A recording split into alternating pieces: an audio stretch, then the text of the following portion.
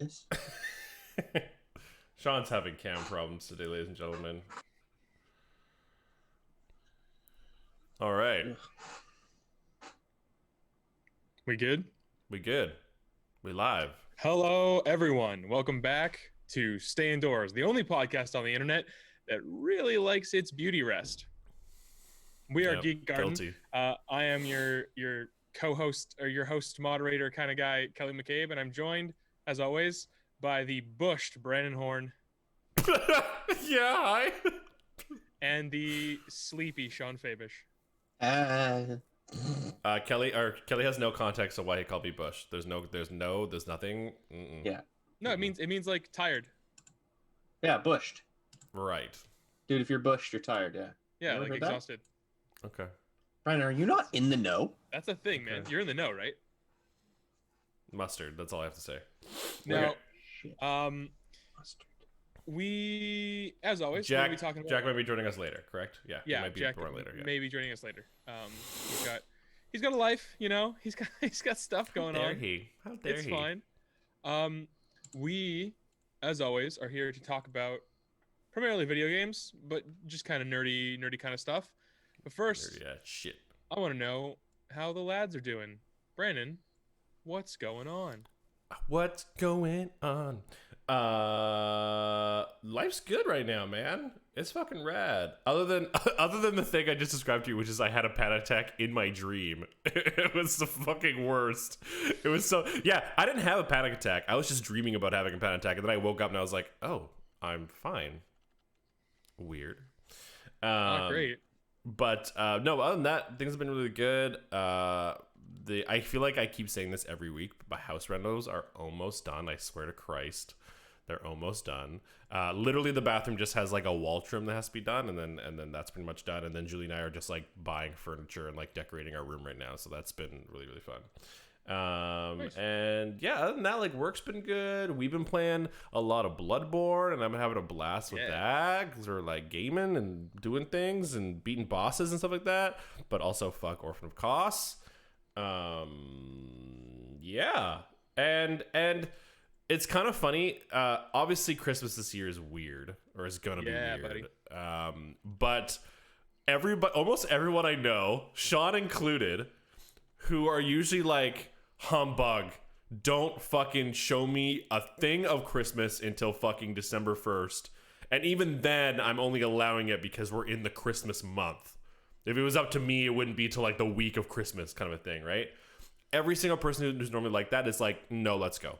Let's start right now. Let's get Christmas going because everyone just like needs something right now. And I just find Good Some vibes. familiarity. yeah, and I just think it's amazing. I love it, right? Like Julie and I, like Julie was so nervous. She's like, Sean, is it okay if I put Christmas decorations? And Sean was like, yeah, go for it. And she was like, really? Ah! I was like, yes, absolutely, please. And it, like, okay, to defend myself a little bit.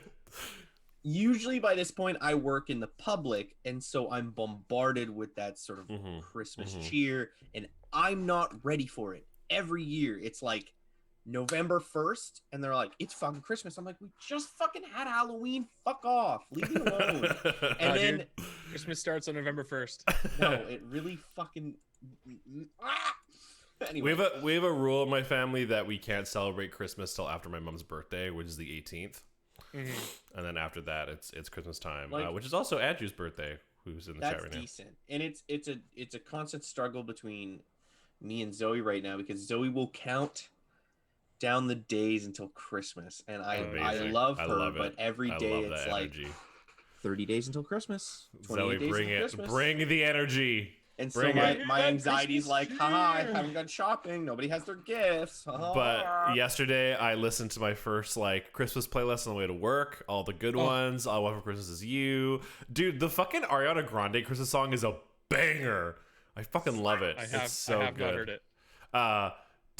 Santa baby, but do do do do, but do do do do do do do do do. Oh, I have heard it. Yeah, I think it's okay. I love that one. It's fucking banger. I love Christmas pop music. It's fucking crazy. I like some, to be fair.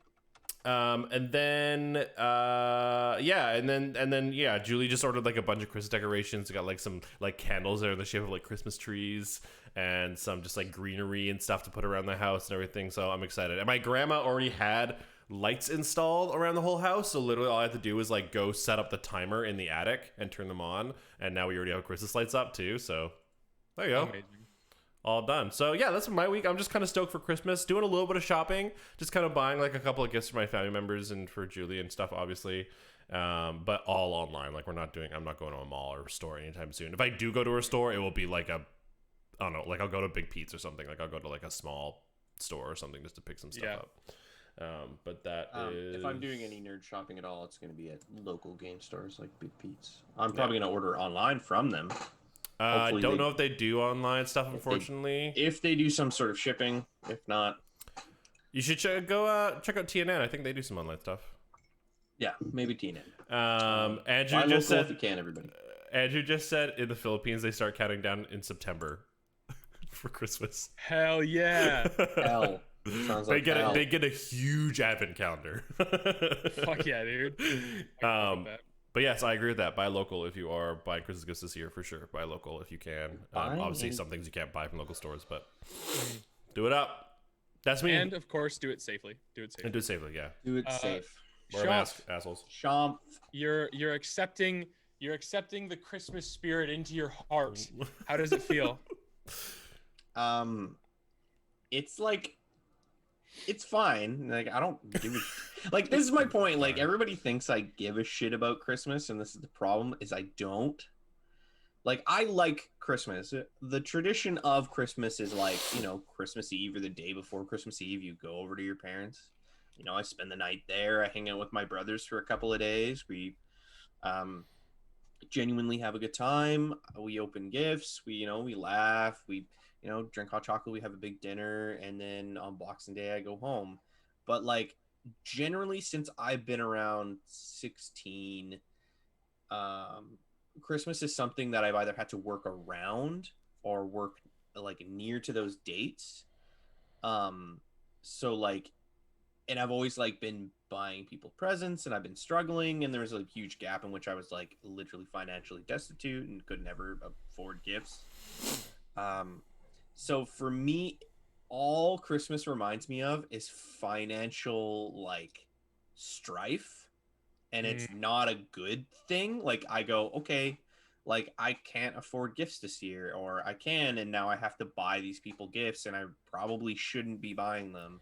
And then I have to spend time in a mall, and it's like, it seems like this really false time of like joy and happiness, when for me it's like anxiety and pressure and like this social ritual that you have to perform. And if you don't, people like, I got you a gift, you didn't get me one, like fuck you. So like, I know everyone's gonna be like, well, that's not what Christmas is about, you don't have to give it. I'm like, yeah, but fuck you, it is, and we all know that. That's the whole point. So like, I disagree. Yeah, like it's that for you, right? Like it's different per person what your experience is with the holiday, right? And your situation is super common, insanely common, right? Absolutely. People are always super stressed around Christmas because people who don't get along with their family, again, don't have good financial backgrounds. It's like Christmas just brings up all of that, right? They got to see their racist uncle. They have to they have to do all that shit, and like exactly, it's not they fun. have to see family that they wouldn't, and it makes them uncomfortable, and then their whole like family dynamic. And I've met people, and I've observed people that like when they go back home for the holidays, they regress. Like, and on social media, it seems like the whole year, and then all of a sudden it's like this regression. And some people, that's good. Like some people enjoy that sort of like comforting sensation of like home and family, and I do too. Like that's the part of Christmas I really like, is that sort of like home and family.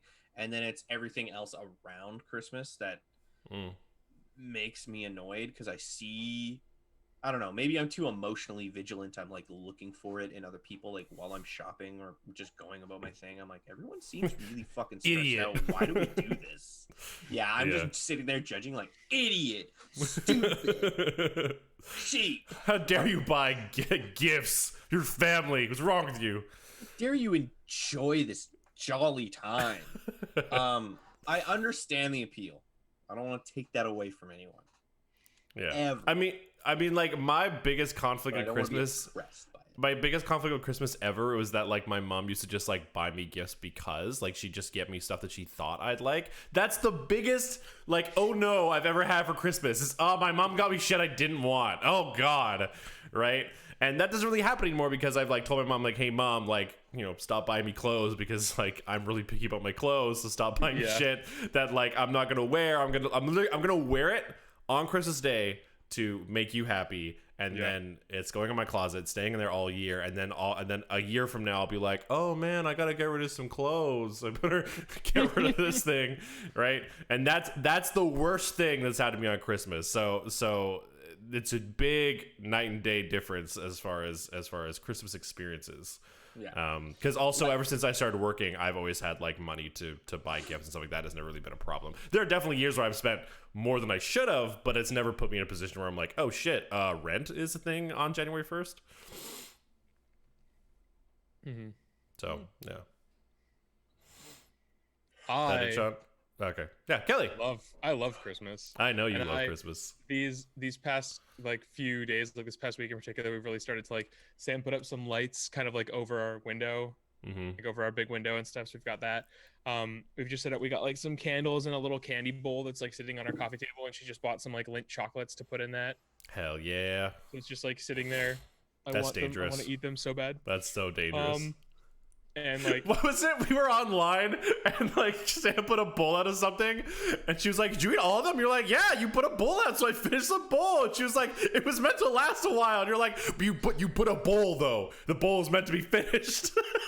I thought it was so funny because it was just so you and so Sam, and I just thought it was hilarious. Very indicative. Like you put a bowl of chips in front of Kelly, and the bowl. This would happen during D&D. We'd have snacks, and I'd be DMing, and I'd be like, okay, I'm gonna open this. I'm gonna have a chip, and then like by the time I'm done talking, the bag will have reached me again, and the bag stops at Kelly and gets finished.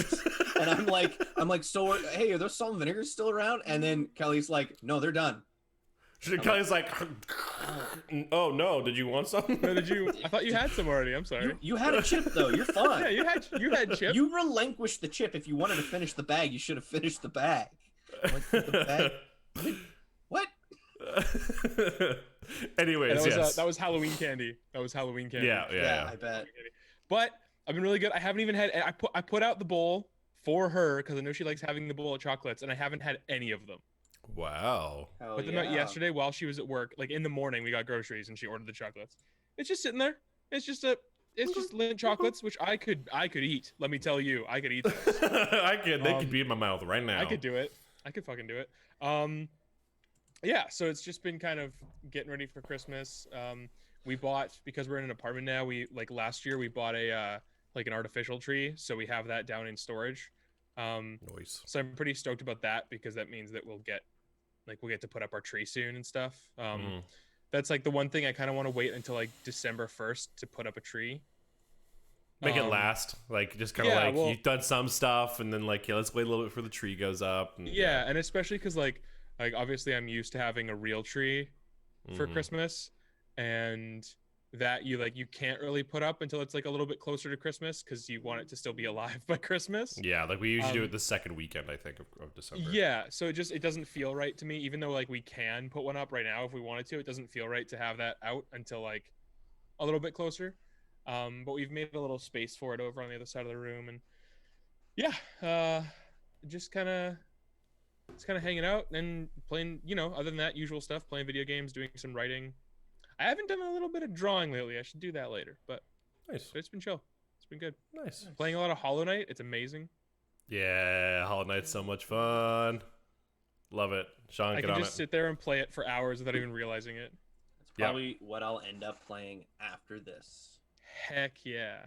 That or maybe Total War because I need refreshers before I play tonight. That's fair. So I have not. Oh man, I used to be so good at like micromanaging that game, and now I'm like, I booted it up a couple of weeks ago. I was like, how the fuck do I play this? We've got a fun topic to dive into today, but before we do that, Avengers Assemble. Oh God. Oh December dear 11th. God. Oh no. It's a small update. I think I already told you guys last week about how they announced Kate Bishop and everything. Like they gave a date for that. I think we talked about that. You did. Did you? Okay. I don't know. Okay, well, if I didn't, December 8th, Kate Bishop is coming out, and they hinted at the operation after that with Clint Barton, which is called Operation Future Imperfect, which is like an alternate future. Right. That like Clint's trying to stop. It's kind of taking like some cues, it looks like, from Old Man Logan with like old Hawkeye, because old Hawkeye is in like the old Man Logan storyline, like universe and stuff. Oh, cool. That's cool. They hinted at like Maestro Hulk as like being a big villain, and there's a new super adaptoid villain, which is like an adaptoid that has the powers of like all the Avengers, and it's like a big Oh yeah, the big green, boy, yeah. And it looks like it's gonna have some actual boss mechanics and not just be a bag of hit points, so that's really exciting.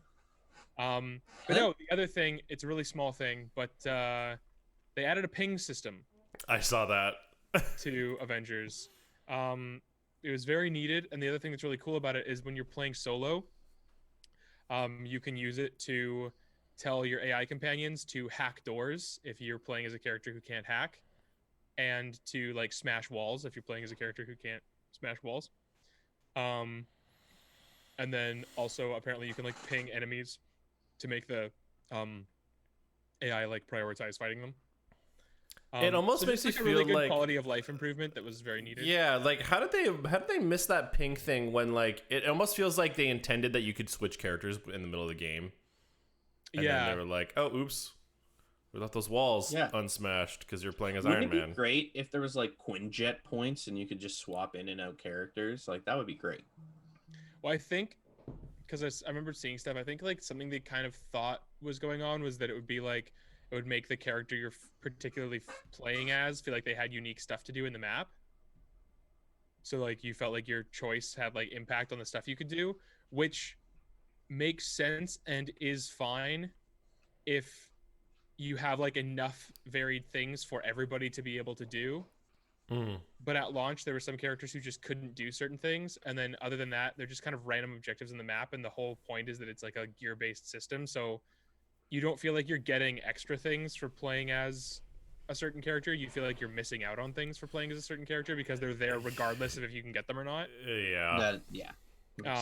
It's silly. So I think it was just like a miscalculation in terms of like what the player like the game feel would be and what the player would feel like was happening. Yeah. But they have fixed that. Also, I think I might have mentioned they were doing this. I can't remember, but it's really cool. They added the 3 skins from the PS5 like remaster of Spider-Man PS4 into the base version of Spider-Man PS4. Yeah, you were telling us last night on stream, but yeah, that's really cool. I loaded it up. There's new costumes in the game from 2018 on my PS4. That's so rad. Like, such a good. What was you said, Kelly? It was the best, like, so consumer friendly. Yeah, because so good. That's like one of the things that they could sort of use to entice you to fork over more money to get the remastered version, right? Is if you're like, oh, there's new skins in it. Yeah. But if you don't care about like the remastered graphics and everything, and you just like are fine with playing the game as is, they gave you those skins anyway, so you don't feel pressured to buy the new version. Yeah, like I was mentioning that I feel like if they just had those 3 new skins in the remastered version, I don't think I would have really batted an eye at it, which maybe I should have, but I don't think I would have been that upset because there are so many skins in the base game. And also, like, we know there are some other changes going on with the remastered version, like the new modeled Peter Parker and like all the kind of stuff. So you're kind of like, okay, maybe, there's a bit of incentive to like get the upgraded version. And so, okay, sure, 3 skins. Why not? Okay, 3 skins, right? But they're like, oh, no. You get them. You get them too. Here you go. And you're like, oh shit, okay, thanks, man. Yeah, that's awesome. Yeah, it's very cool. And they continued the trend that they had in that game of whenever they added new costumes, like in the DLCs, they usually added 3 costumes, and 2 of them were like comic book skins or like skins from other like places, like if it was movies or whatever, and then 1 was like an original one that they made, and they did the same thing here. They added like one original skin and 2 from other places. I want that in every like game that like is making content based off old content. Like do like a 2 to 3 ratio is good. Like I like that, right? For every 2 skins it's like based off an old thing, here's a brand new original one. Yeah, it's awesome. It's really fun. Yeah, And they added very like cool. some really neat skins in that game. But that is not what we're here to talk about primarily today. Oh no. Because, my friends, the Game Award nominees are announced. Ooh. Ooh. So what I want to do, there's obviously going to be some. Oh my god, there's obviously going to be some category. I just knocked my microphone. That's what that was. There's going to be some categories that like the three of us just don't have much experience with or much of an opinion on or anything. Sean will have an opinion. Probably. He never shuts the fuck up. All right. What is it? Tell me. Hit me with a category we're not going to know anything about. Hit me with it. I'm gonna fucking blow this out of the water. So all I was going to say is We're swimming. We're going to go through all of them. If we don't really feel like we have anything to say, we can just go on. I'm sure we're going to have lots to say about some of them, so don't feel like we need to pad the runtime of this video. I think we're going to get there. Hell yeah. So with that said, I'm going to go from the bottom of the list and work my way up. For reasons that will become obvious once we get to the top. Yep. The first one is best esports team. Oh, easy. Vancouver Titans. Yeah, Vancouver Titans, 100%. Yep. Well, they're not nominated. Moving on. Shit. Who's nominated? Do I know any of them? I don't fucking. I don't know, man. Does it say what game that they're a team Kelly, I for? could have prepared for this if you told me last night. You can just look up the nominees. You can scroll through the same list as me. It's on the Game Awards website.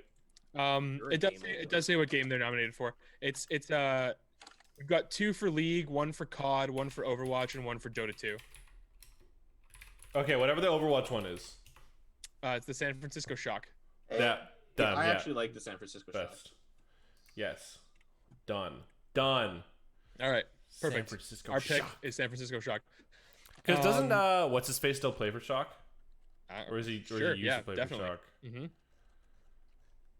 You heard me. The next category is best esports host. Can I just say this website is really pretty? It is. They did a great job with this website. Damn. It's very pretty. Okay, best esports host. I don't know a single one of these people. Yep. And the next esports category is best esports game. Oh shit. Our nominees are Okay. COD Modern Warfare, CS:GO, Fortnite, League of Legends, and Valorant. CS:GO is still in fucking goddamn. Yeah. You know what? This is gonna be easy for me. Fortnite. I mean, I don't really watch any of these esports, so I'm just gonna go with Valorant because I like Valorant. Know that. Next category is best esports event. Overwatch League Grand Finals. There you go, Overwatch. Because the other ones I don't know. Then we got best esports coach. There's a lot of esports. Goddamn. Dude, esports is Which big, okay, man. I don't know. This guy's name is Raymond Rambo Lucier. I think that's kind of cool. So I think he gets my vote. Oh, but that guy's name is Zonic. Oh damn. Oh, but then there's Krusty and Grabs and Zephyr. These coach names are awful. They're Yeah, so I don't good. know. Whatever. Sean, do you have an opinion? Sean, do you have an opinion? Do you have an opinion, Sean? Do you? I like Krusty Park. There you go. Then we got best esports athlete. I don't know any of these guys. Any of them Overwatch players? Nope, none of them are Overwatch players. Nope, don't know. Don't know. Moving on. All right, now we're getting into some other stuff. We're getting into some games. Oh. Our first category is best debut game. We have Carrion, Mortal Shell, Raji, Roki, and Phasmophobia. Wait, are these games out already? Are Mortal Shell's out? Yeah, dude, these Mortal are Shell came new out last games by independent studios. Well, the only one I've played is Phasmophobia. But Raji and Mortal Shell look interesting. Yeah, I really want to play Mortal Shell. It's been on my list for a while, but I'm doing that thing where I play games like way later so I can get them on sale. I have played Phasmophobia. I really like it. The weird part is Leah, my sister, has played Carrion. and she Ooh. says Oh. it's really good. Oh, interesting. Yeah, it's not a game I thought she would play. It does seem like a lot of fun. Like the premise is really fun. Oh yeah, You're playing as the gross, gooey alien monster in the place trying to kill all the people. I also like the like dumb marketing they had when Devolver Digital was like advertising the game, and they had like a weird like animatronic puppet suit thing that was like the carrion beast. Devolver Digital's advertising was weird. What? No, What? that doesn't sound right. No, I don't understand. Yeah, so I guess my vote goes to Faz because I haven't played anything else. I mean, Phasmophobia, just because I played it, but now I have 4 more games to play. Okay, Yeah. question. I kind of want to do this for all these categories if we think they're different. Yeah, sure. Your guys' vote is Phasmophobia. What do you think is likely to win? If you have an opinion on that, like separate from your vote. Ooh, That I know- don't know. I don't really know anything about Mortal Shell other than I think I've seen an ad for it. Raj and Ancient Epic looks so fucking up my alley, and so does Roki, to be fair. I'd argue that most of these games are probably not better games, but more like fulfilling games of Phasmophobia, because they're just like they look like a more unique premise. When Phasmophobia, okay, yeah, it's a horror game. You go ghost hunting, and it's a lot of fun cooperatively. But I know there is kind of like a limit to its content. Like you kind of hit a wall, and it's like, okay, like I know this map, all the I know things how to now. get this ghost. Yeah, like there's a bit of a wall with the content, and so Phasmophobia might win just strictly on popularity, because like every like. I remember like all of fucking October. It was like I fucking went on Twitch and like someone I followed was playing it. Just someone was playing it. And then I got to the point where we were playing it. Spoopy. It is very spoopy. Very, very spoopy. It's honestly like I really love the sort of like flow of that game because I didn't think I would get that scared playing it. And then the moment you're alone and you know that the ghost is more attracted to being toward you when you're alone, I instantly started to freak the fuck out. I was like, my like back straightens. I'm like, I don't want to be alone. I don't want to do this. Fucking ghost. Fucking the first time we got in there, I was just memeing. I was saying the ghost's name and I was fucking around. I was like wandering around in circles and beatboxing and being like, "Hey, ghost, you're a little bit." And that was fine. But then we get to the third ghost in the fucking farmhouse, and I was like, I don't like this. I don't like this one a little bit.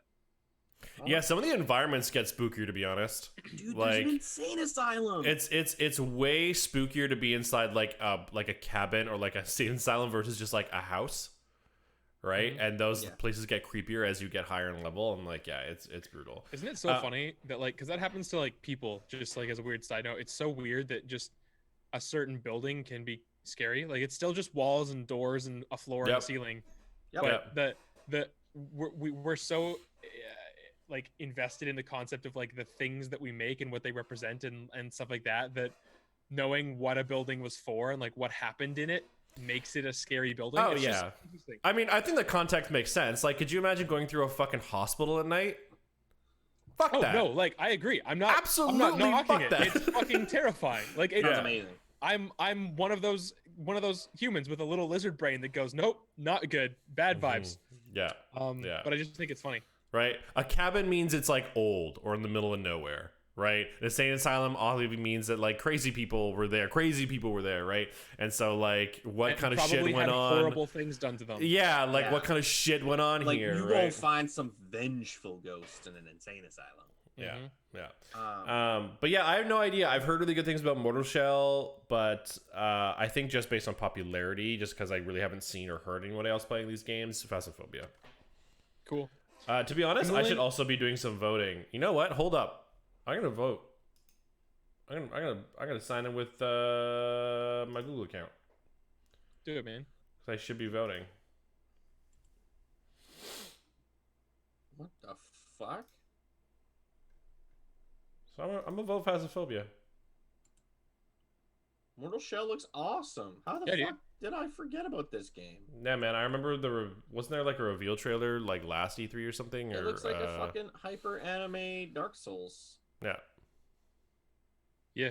I think that Mortal Shell might win just because there've been a lot of like Souls clones and stuff like that have come out, but I think that more, and when you look at like the best debut game, like the first game created by an independent studio, I think most people agree that Mortal Shell is pretty polished and well made, and on top of that, it does have like a unique mechanic that sets it, like it doesn't just feel like a Souls clone. It obviously takes Souls inspiration, but it is trying to do something unique. So I think that might. Yeah, it's one of those things where like I don't really know what the general populace is that votes on these things, right? Like if these people are like really well educated video game players and so they know like the background of these games, whether or not they've played them, Mortal Shell might get more votes. But then if it's just people who are just like, I play video games, let me go see the Game Awards, and they go, oh, I play like what I'm literally doing right now, I play Phasmophobia, so I'm gonna vote Phasmophobia. I think it's a general popularity contest.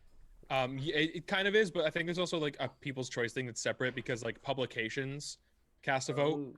Like IGN will vote. I know the Easy Allies are voting. So like interesting, reviewers and critics and stuff are voting. So it's from, I think that's how the nominees get picked too. So it's from like people that are like in the industry. So I think the actual awards will go to, but I think there's like a People's Choice thing that's separate, and that's like what we can vote for. But yeah, there's definitely a big like popularity contest thing that goes into it for sure. Gotcha. I know who I'm voting on the next one. I know content creator of the year. Your boys voting Alana Pierce. Probably. I knew that was coming. Alana Pierce. The options are Alana Pierce, Jayan Lopez, Nick Merckx, Tim the Tatman, and Valkyrie. I actually don't know any other ones. Valkyrie rings a bell. Valkyrie is part of the offline TV group, the ones with Toasts and Pokimane and all them. Okay. I think Pokimane and Valkyrie are roommates. Like they're like friends or something. I don't know. I don't really watch any of them. So, yeah. Next up, best multiplayer. That's kind of a weird category. We've got Animal Crossing: New Horizons, Among Us, Call of Duty Warzone, Fall Guys Ultimate Knockout, and Valorant. This is a really weird category. Among Us by a mile, but yeah, it's a weird category. For outstanding online multiplayer gameplay and design, including co-op and massively multiplayer experiences, irrespective of game genre or platform. This is a very weird, broad strokes category. They're just taking the 5 most popular games that you can technically play with other people. Yes. and going, okay, which one's the best multiplayer? And I don't think it's fair. Yeah, well, also, like, they say including co-op and massively multiplayer experiences, and I think those are just two fundamentally different designs that 100% bumping them up is really weird to me. Yeah. Well, Among Us is nothing like Animal Crossing. No. What? How fucking dare you? Like, I would argue Among Us is like 100% different to like most of these games. Among Us, Animal Crossing, and Fallout or Fall Guys, they're nothing like Valorant and Call of Duty, the only similar ones there. Mm-hmm. No, not even. Like within the first-person genre, Warzone is battle arena. Like, no, but at least they're both first-person shooters. That's what I'm saying, right? These other ones, they're like, Animal Crossing has no competition to it at all. It's just like, hey, walk around my island and look at things with me. Fall Guys is multiplayer, but not even like directly. Like, yeah, like you're competing against people running against map, but it's not cooperative in any way. It's kind of it's kind of weird. Then Among Us is a fucking murder game. And Fall Guys are the most similar, just because of their format.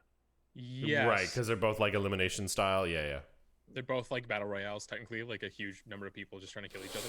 Yeah. My vote's gonna be for Among Us. Just because it's just such a phenomenon. It's been a blast. Absolutely. And it's the one I've had. I honestly think it's the best game out of all these. I think Among Us will probably win. I kind of want Fall Guys to win because I love that game.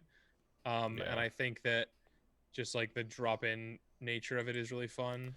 I think I think this category is not really fun because I feel like it doesn't really highlight these games the best way they could. Like, there's no reason why Fall Guys should lose to Among Us. Mm-hmm. Right? But Fall Guys is probably going to lose to Among Us. Yeah. I don't know, right? Like, it's kind of weird, right? Like, obviously, at the end of the day, you're going to have best game of 2020, and you're gonna have to pick something, and none of them are gonna be related. But if it's category based, this one's funny. It's weird. Yeah, I think there should be like a multiplayer and then a co-op as separate. It's there might be down the road. Also, yeah, it's weird. The next category though is one that we have so much to say is best sports / racing. We've got Dirt 5, F1 2020, FIFA 21, NBA 2K21, and Tony Hawk's Pro Skater 1 and 2. I haven't played any of them, so I'm not gonna vote. None of my racing games I normally play are on here, so I'm voting for Tony Hawk just on principle. Just on principle. Wow, they remade a game I played as a child, so therefore I honestly feel like the Tony Hawk Pro Skater remaster is I don't know, wasn't needed. I don't know anyone who's playing that game, and like Tony Hawk Pro Skater 1 and 2 are the most like basic of all of them. Like by the time you got to Underground, like you could like there was way more customization. You could like get off your board and walk around, but like I don't know, Tony Hawk Pro Skater 1 and 2 is just it's weird to me. I have no want to go back and play those games. Well, I know like a lot of people did though and really liked it and really stoked about it, and I also know that I kind of followed a bit of the game's development, not like intensely, but I know that the team that made it was just really passionate about the game, and they actually like they added some improvements from 2 into 1 so it plays a little smoother and like has and like they were just really liked it. And I know Tony Hawk himself was like super stoked about it. And when you're just pairing it up against like the FIFAs and the NBA 2Ks, which are just like full of gambling card pack fucking bullshit, fair enough, yeah all over the place, that's more why I want it, because like Tony Hawk's Pro Skater 1 and 2 remake was just made by people who really liked those games. That's and fair. Wanted to bring the franchise back and thought they could make a good game, which is what games should be. Sean, was it you and I that were watching, like, we were in the living room and I was playing, like, this guy just, like, showing off Tony Hawk's Pro Skater. Like, it was just, like, one of the game devs. And they were just, like, doing this run, and he was the worst. He was so bad. It wasn't me. Oh, my God. He was just, like, I swear to God, he wasn't a game developer. He was just, like, a fucking skater bro. And, like the interviewer would be asking questions that like most of those interviews would be asking, kind of like, oh, so what was your intention with like, you know, with redesigning and remastering or whatever, and his answer would be like he'd be like, yeah man, we just wanted to like make it better. And the interviewer was like, okay, so did you improve the physics? They're like, oh yeah, no, we're like we did it from the ground up. Like they're just super short answers, and it was really hard to watch. It was really hard to watch. Amazing. We did it from the ground up. We just want to make it better. A board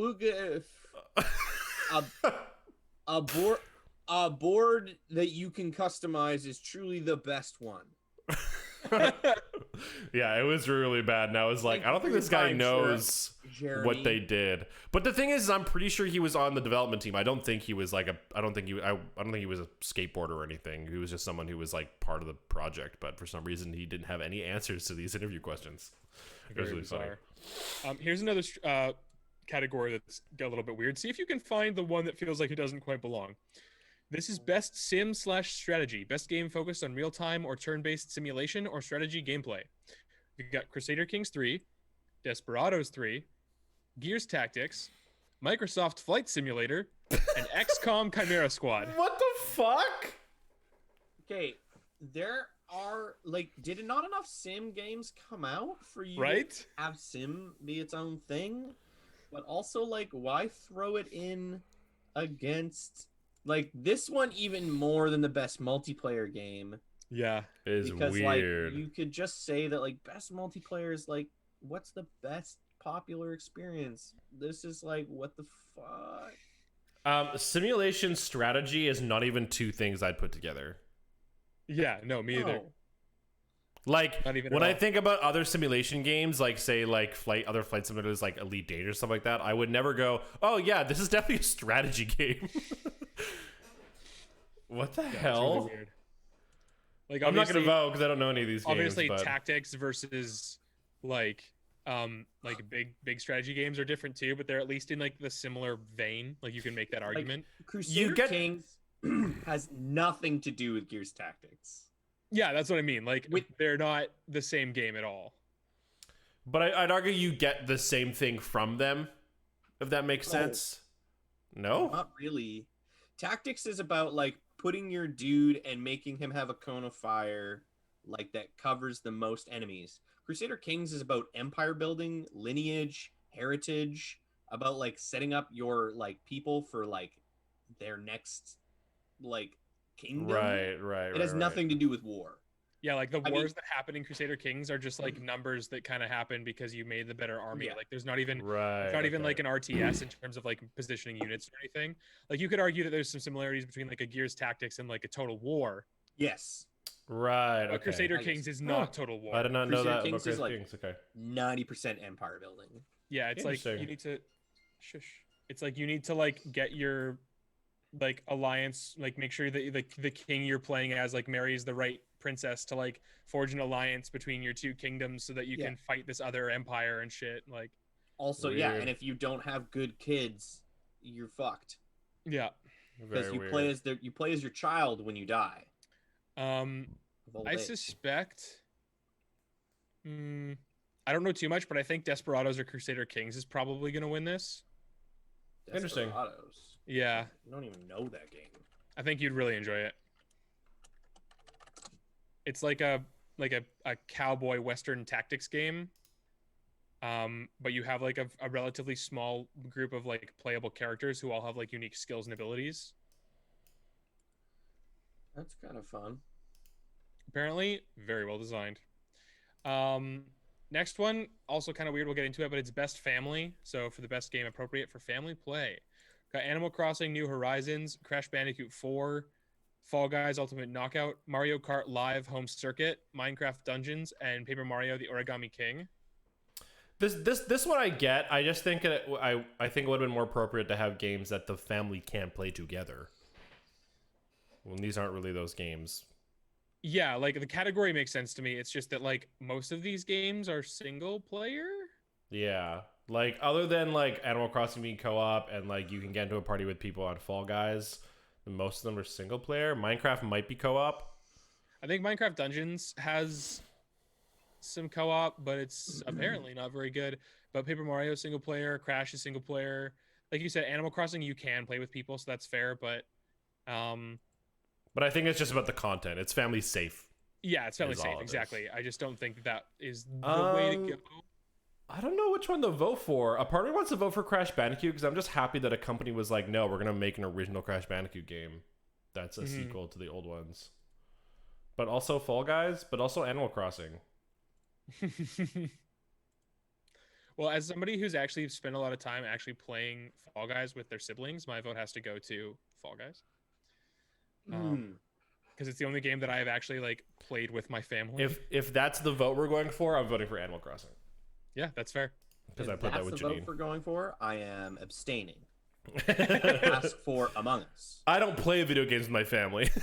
I do, but like I played Stellaris with Josh, sometimes Valorant, and I play Among Us with my family and Jackbox. Like those are the games that we play. And I honestly don't know which game is going to take it on this one, to be fair. Like, I really... Yeah, like a part of me thinks that Animal Crossing might just take this one. I think Animal Crossing probably will, now that you say that, yeah. Yeah. I think any category Animal Crossing is in, Animal Crossing will win. Here's a category. Really? You think Animal Crossing is going to beat Among Us? Yes. Interesting. I think it's going to be close. It was definitely, like, it was a huge deal. That's true. Like, especially in because April. of, like, if you think about multiplayer as, like, a thing, it's like, yeah, we're all playing together. It was, like, during the beginning of the pandemic and the lockdown. Yeah. Yeah. No, that is fair. That is fair. And it was pretty huge. Next category is best fighting game. We've got Grand Blue Fantasy Versus, which I still want to play, but I can't justify buying. Mortal Kombat 11 Ultimate, Street Fighter 5 Champion Edition, One Punch Man: A Hero Nobody Knows, and Under Night In Birth EXE Late Control R. I hate CLR. that series. I hate that series. God damn it. Fucking EXE. I didn't know there was a One Punch Man fighting game. Yeah, it's actually pretty funny. You can select Saitama as a playable character. You basically go in and you have you have a squad of 3 or 2 that you play as. Yeah. And you can make Saitama one of your characters, but you can't play as him immediately. There's like a little news reel that's playing on the side of him, like running to the scene of the fight. That's very good. He's like on his way, and once you get him, if you can manage to survive the fight until Saitama shows up, you basically win because he's invincible and can beat everybody. That's amazing. That's very good. But if the other player beats your other two characters before Saitama gets there, you lose. Right. So you can either have the 3 characters and have like a full roster of like good fighters, or you can be like, yeah, I'm gonna have 2 fighters, try to survive for Saitama to show up. Yeah. That's amazing. I'm gonna pick Saitama twice. I really like that. I haven't played any of these. The only one I actually seen some footage of is Mortal Kombat, but I'm not gonna vote just on that. So. Rambo's in Mortal Kombat now, so vote. Mr. Stallone. Hello. And Mr. Schwarzenegger, Terminator's in and there Mr. too. Schwarzenegger. They You can just make them fight. get the rest of Come play Mortal Kombat 11. Come play Mortal Kombat. Yeah, we're gonna play Mortal Kombat. Yeah. Yeah, I think a lot of them have stuff going for them. Like, there's a reason they made it to this point in the competition, but I haven't played any of them. I really want to play Grand Blue Fantasy Versus just because I think that game is fucking gorgeous. It does look really, really nice. Like, it's fucking beautiful. Can marry it already. Oh, got him. Got him. I'm not really a fan of like the loot system that NetherRealm's been putting in their fighting games. But Loot system in fighting games. Ah, God, we can't escape it. Loot is everywhere, bro. Fighting games. Right, let's go. MMO. Next category. Next category is best role playing. We've got Final Fantasy VII Remake, Genshin Impact, Persona 5 Royal, Wasteland 3, and Yakuza Like a Dragon. Sean, are you voting for Persona 5? No, because I didn't even finish Persona 5, so it couldn't have been that good of a role-playing game. Oh, dang. Like, I know, to be honest, I know how biased I am. I'm not a fan of JRPGs. The last one I really got into was Pokemon. Then I tried playing do you remember the JRPG, Kelly, that was Mega Man? Yeah, Mega Man X Command Mission. Yeah, I played that. And then since then, I tried to play Final Fantasy 15, couldn't do it. I tried to play Persona 5, and I got like halfway through before I was like, it's okay. Like, I can run around, I can do things. It's just, I don't think it's for me. I'd actually like to play Command Mission again, just because when I got it, I played a bunch of it because I had the game. I never finished it, but I got it. I was just like a dumb kid, and I was like, oh my God, a new Mega Man X game? Yeah, and I got it, and I didn't like even realize that it wasn't like a Mega Man game, that it was like an RPG. Me too. So I was super confused when I started playing the game. I ended up playing a decent amount of it just because I had it and it was like a Mega Man thing, and I got the game, so I might as well play it. But now that I know what it is and I've like played more RPGs and stuff, I kind of like to go back and try it again. But yeah, weird game. I was just gonna say, would you categorize Final Fantasy 15 as being a JRPG, even though it's not turn-based? You mean 7 Remake? Or no, Sean mentioned Final Fantasy 15. Oh, gotcha. Yeah, probably, because it is a Japanese role-playing game. True, but I thought JRPG was describing like the turn-based style combat. The turn-based isn't, I don't think, necessary for me, maybe. I'm just curious more about what the definition of a JRPG is, I guess. I honestly don't know. I mean, I'd consider it, but like, I didn't enjoy that game for a lot of reasons, and I think it's honestly because I can sit down and watch an anime, but like, I actually don't really like most of the video game story structures. There's just like, you played Final Fantasy 15, so you know what the fuck I'm talking about. Yeah, it just gets like weird really quick, and you're like, here's a new element, and you're like, how the fuck does this relate to the rest of the thing? Like, it's not foreshadowed, it's just introduced, it's relevant for 5 minutes, and then it goes away. And the same thing happens with Metal Gear Solid, right? It's just like, I'm like, yeah, like Final Fantasy 15, you like have a mission that's very obvious in the beginning, and like it makes sense. You're like, cool, yeah, I gotta go, quote unquote, save the princess, kind of a thing.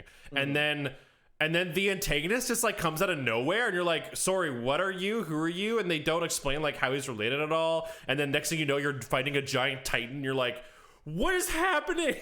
Yeah, like, how did it get here? So I don't weird. know. I think that story structure and having a big cast of characters is part of what makes a JRPG, personally. Yeah. Yeah.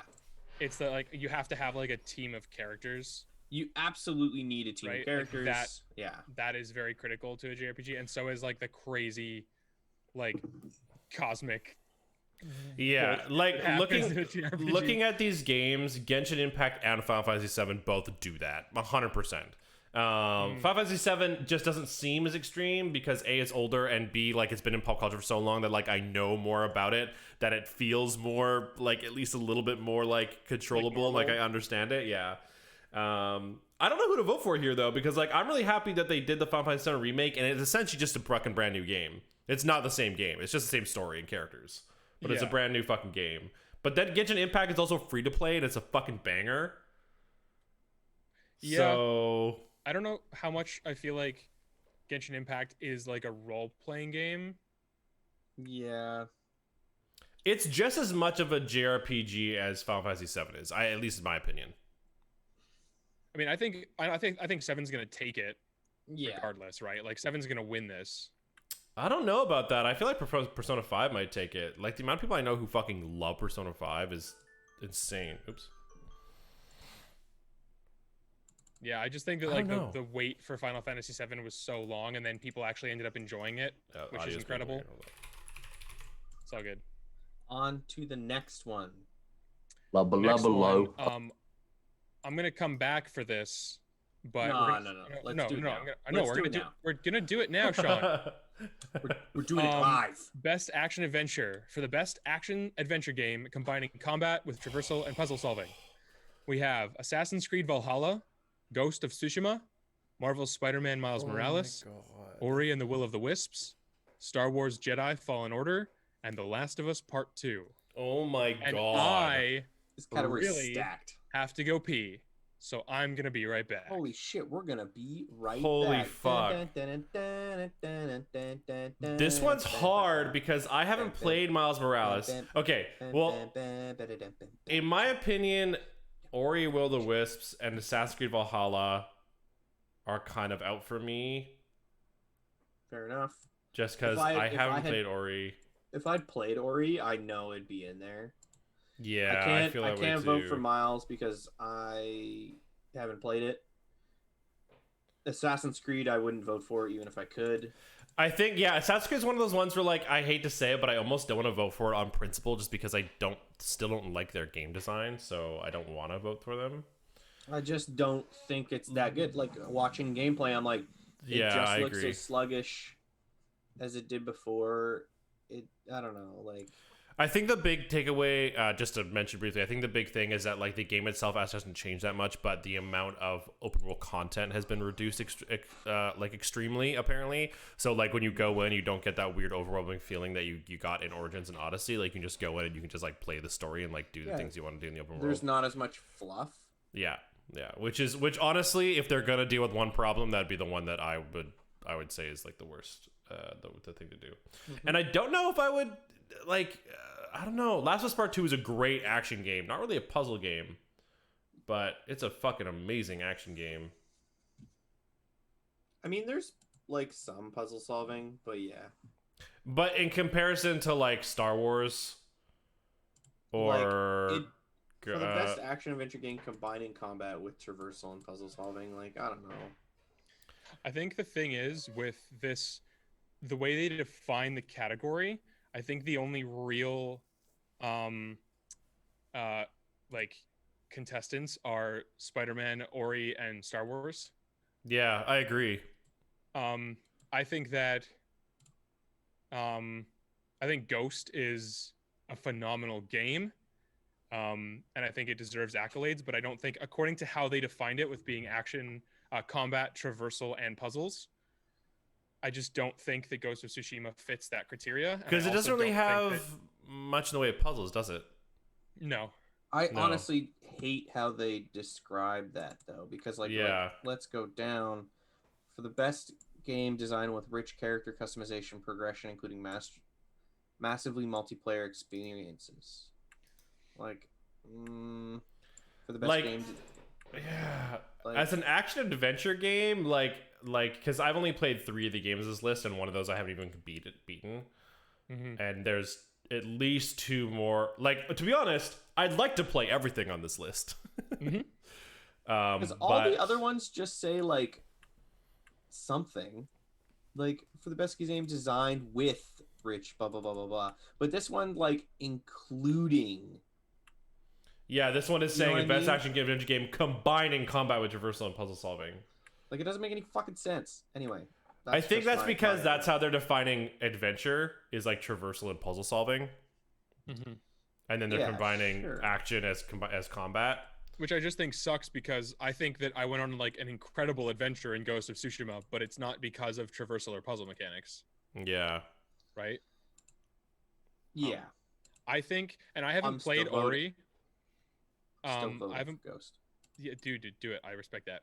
I haven't played Ori, but I've heard that it's phenomenal. But again, I haven't played it, and so for me, this is really down between Spider-Man and Jedi.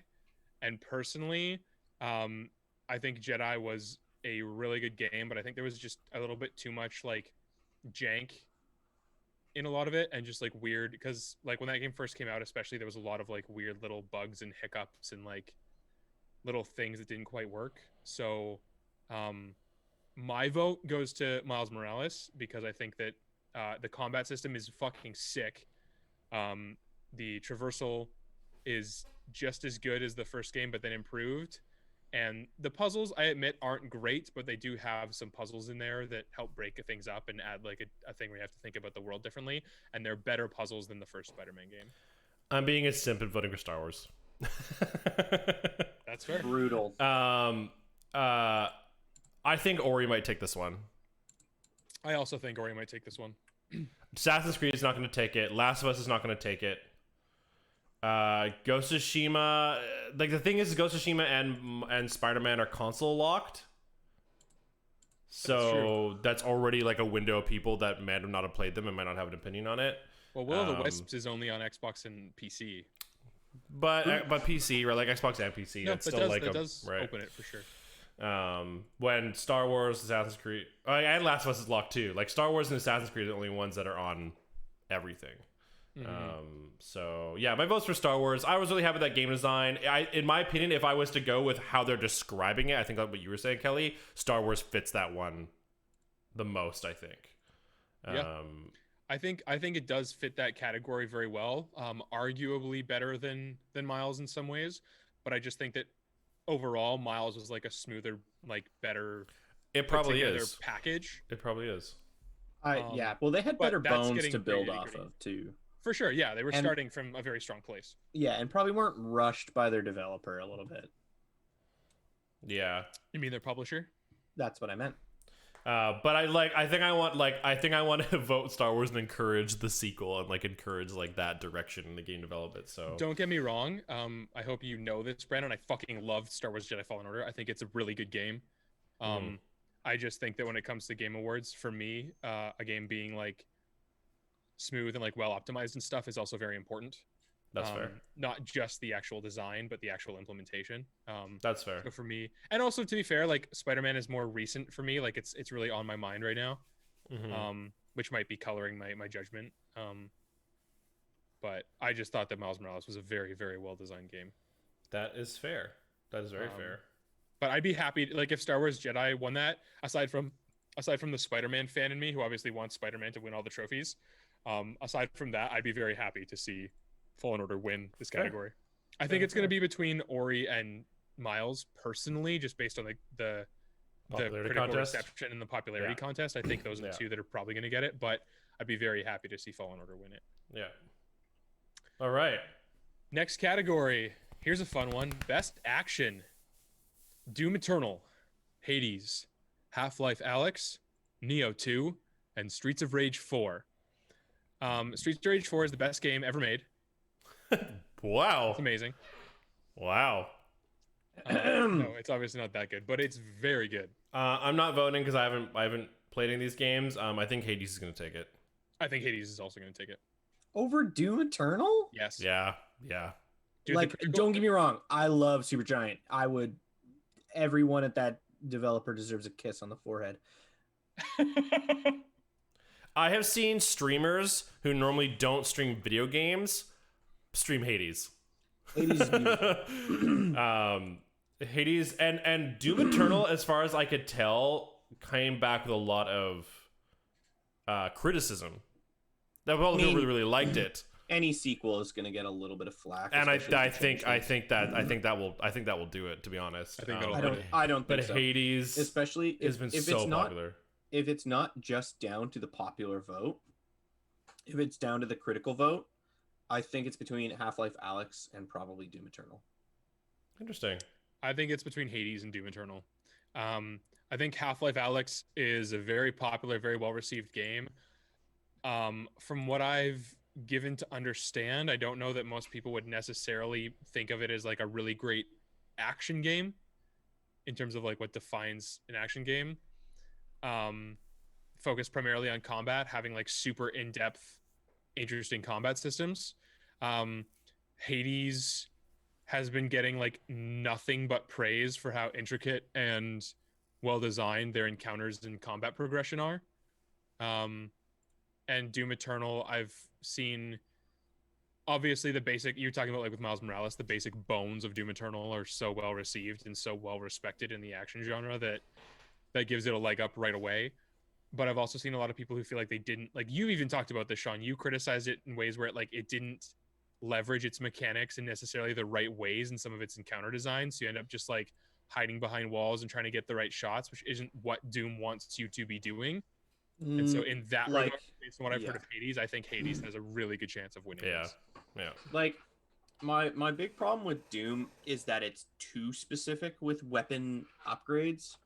I don't think I was ever hiding behind walls that much because it doesn't work. Yeah, like there aren't. Yeah, well, like it. Yeah, but that strategy is not like applicable to the game. You still have to be moving forward. It's just the resource management is much more it's much more skill based now. You can't just jack of all trades it with the super shotgun, which was my favorite part, but yeah, like it is fun weapon switching and stuff, but I wish, because playing it on console, that mechanic's a little clunky. Gotcha. And like the sort of like piecemeal, like this is that weakness, right? Like enemy A needs gun A and enemy B needs gun B, etc., etc. Yeah. Can after a while be like, I'm just solving problems in the most efficient way. But honestly, my biggest gripe right now about Doom Eternal is there's just not enough content. Like I know the DLC's coming out, but when I was finished with the game, I was like, okay, now I'm done. I want more master levels.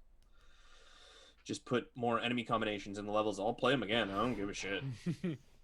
I mean, that's a good sign. If you just want more game, that means it's a pretty good game. Honestly, all I did was want more game. The biggest gripe, I think, actually, now that I remember, is the fucking Marauders. Is that what they're called? Yeah, I think that's what they were called. I remember you talking about those. They are thinking, okay, like when I was in Doom, I didn't really like them. After leaving Doom for a while and coming back and now playing them, because I played it like, I don't know, a couple months after I beat it, and I played the Marauders, I was like, these are actually really engaging.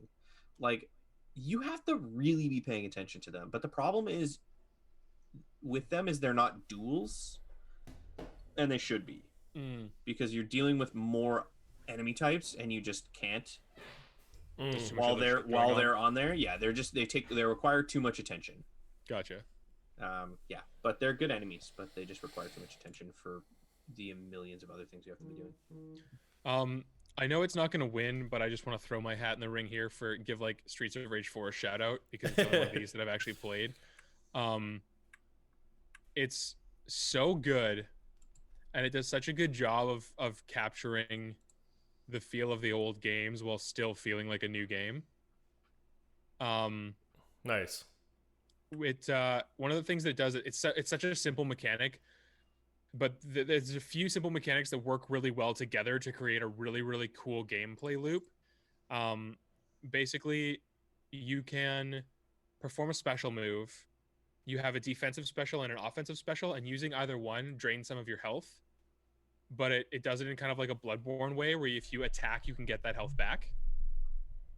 That's fun. Okay, cool. Using a defensive special while you're using it, it also makes you invincible. Hell yeah. So, and then on top of that, there's like a scoring system, right? It's like a very arcade thing where like as you get like a higher Mhm. combo, Yeah. and if you beat a game with like more time left or whatever, you get like a higher score. While you're playing the game, you can see that score. It's not just something that's tallied at the end. And every time you reach a certain number of that score, you'll get like an extra life for that mission, like That's to stack cool. on. Um, and that goes up like exponentially as you get a higher combo. You get a higher score multiplier, right? Which makes sense. Like the better your combo is, the more points Yeah. every hit is worth in that combo. Which means that you're encouraged to use your defensive special to make yourself invincible when you're surrounded by enemies and give yourself some space in order to keep your combo going, which then means that if you get hit, you lose a lot more health because you've like sacrificed it to use your special. Yeah. So you're trying to play it rewards very skillful play because you're trying to know when is the best time to use your defensive special to clear yourself some space to keep your combo going, because if your combo gets high enough, you're going to get points, but you can't do that by being like really safe or getting hit a couple times and losing that health that breaks your combo. So you're really trying to keep that combo up at all costs, which encourages like a lot of like risk reward gameplay. You can also get enemies into certain juggles, and certain characters have like their offensive special is really good for like doing a final juggle on an enemy to get like a little bit of extra hits out of them. Um, so you're trying to like be very efficient the entire time you're dealing with these swarms of enemies. And if you're then also trying to get like a higher rank, like an S rank on the levels, you need to do that. Like you need to get really high combos, which requires you to do that risk reward gameplay. Right. And I just think that it makes the gameplay loop very simple to explain and very, very difficult to master. And it's really fun. I think that's the peak of any video game. It's easy to get a hang of and then really difficult to master. And I think that's the goal. Yeah, all games should try to do that. Low skill floor, high skill ceiling. Yes, that's and the goal. Streets of Rage 4 has that, like, in spades. It was really fun because like that sort of gameplay loop of the score and the special moves and stuff doesn't even necessarily become immediately apparent until you play a little more and you start to realize how you can maximize your score and how you can use those moves. So it doesn't even feel daunting because at first you don't even realize that that's sort of like a meta objective you should have in your gameplay. You're just trying to like get through the level, and then as you play more, you sort of realize, like, you don't even see the skill ceiling when you first go into the game, which is really cool, I think. That's cool. I just thought it was just such a well designed game, and it uses its like enemy variety to great effect too, because certain enemies will like counter you really efficiently if you do jump attacks, or like do these slide attacks that you need to jump over, and like you're just constantly having to use all of your skills while juggling that score system and the health juggle. So yeah, I don't think it's going to win by any means, just because of, again, the popularity and the refinement of games like Doom Eternal and Hades, but I think that I'm very pleased to see Streets of Rage 4 here because I think it absolutely deserves a seat at the table. Cool. Sweet. Awesome. And because I've only played it, I'm voting for Streets of Rage. Fuck it. That is fair. Next game, I don't know the specifics here because I don't know what tools they have, but I'm glad it's here, is innovation in accessibility. Recognizing software and or hardware that is pushing the medium forward by adding features, technology, and content to help games be played and enjoyed by an even wider audience. Assassin's Creed Valhalla, Grounded, Hyperdot, The Last of Us Part 2, and Watch Dogs Legion. The only game I even know remotely about their accessibility is Last of Us. I have no idea what any of those other games did, and I'm sad, which makes me like want to hesitate on voting, but I think I will probably vote for Last of Us. Yeah, I think I'm going to abstain on this one, but because they were very passionate about it, and I saw a lot of content creators like making a really big deal out of their accessibility. I know you can make things like, yeah, there's just a bunch of visual things you can turn on and off. There's a bunch of audio aids you can turn on and off. Like, I know it goes as far as like it makes the environment all yellow, and then it makes like you blue. It makes all the enemies red, like very blatantly. So someone who's like very visually impaired can like see the game much easier. And I don't know if any of these other games do that. Yeah. I know Grounded, you can turn off spiders. I do know that, yeah, in case you're arachnophobic. That is very cool. Because the spiders are like huge because you're tiny, so they're like these giant enemies, and you can just turn them off. You can make them blobs, make them big blob. Yeah, that's hilarious. I'm just pleased to see that this a category is category? at the Game Yeah. Awards and that it's becoming such a big deal. Obviously, we did our first ever charity stream was for the Able Gamers Foundation, and so that's something that I think is really important. Yeah. Yeah, And absolutely. I'm super even stoked.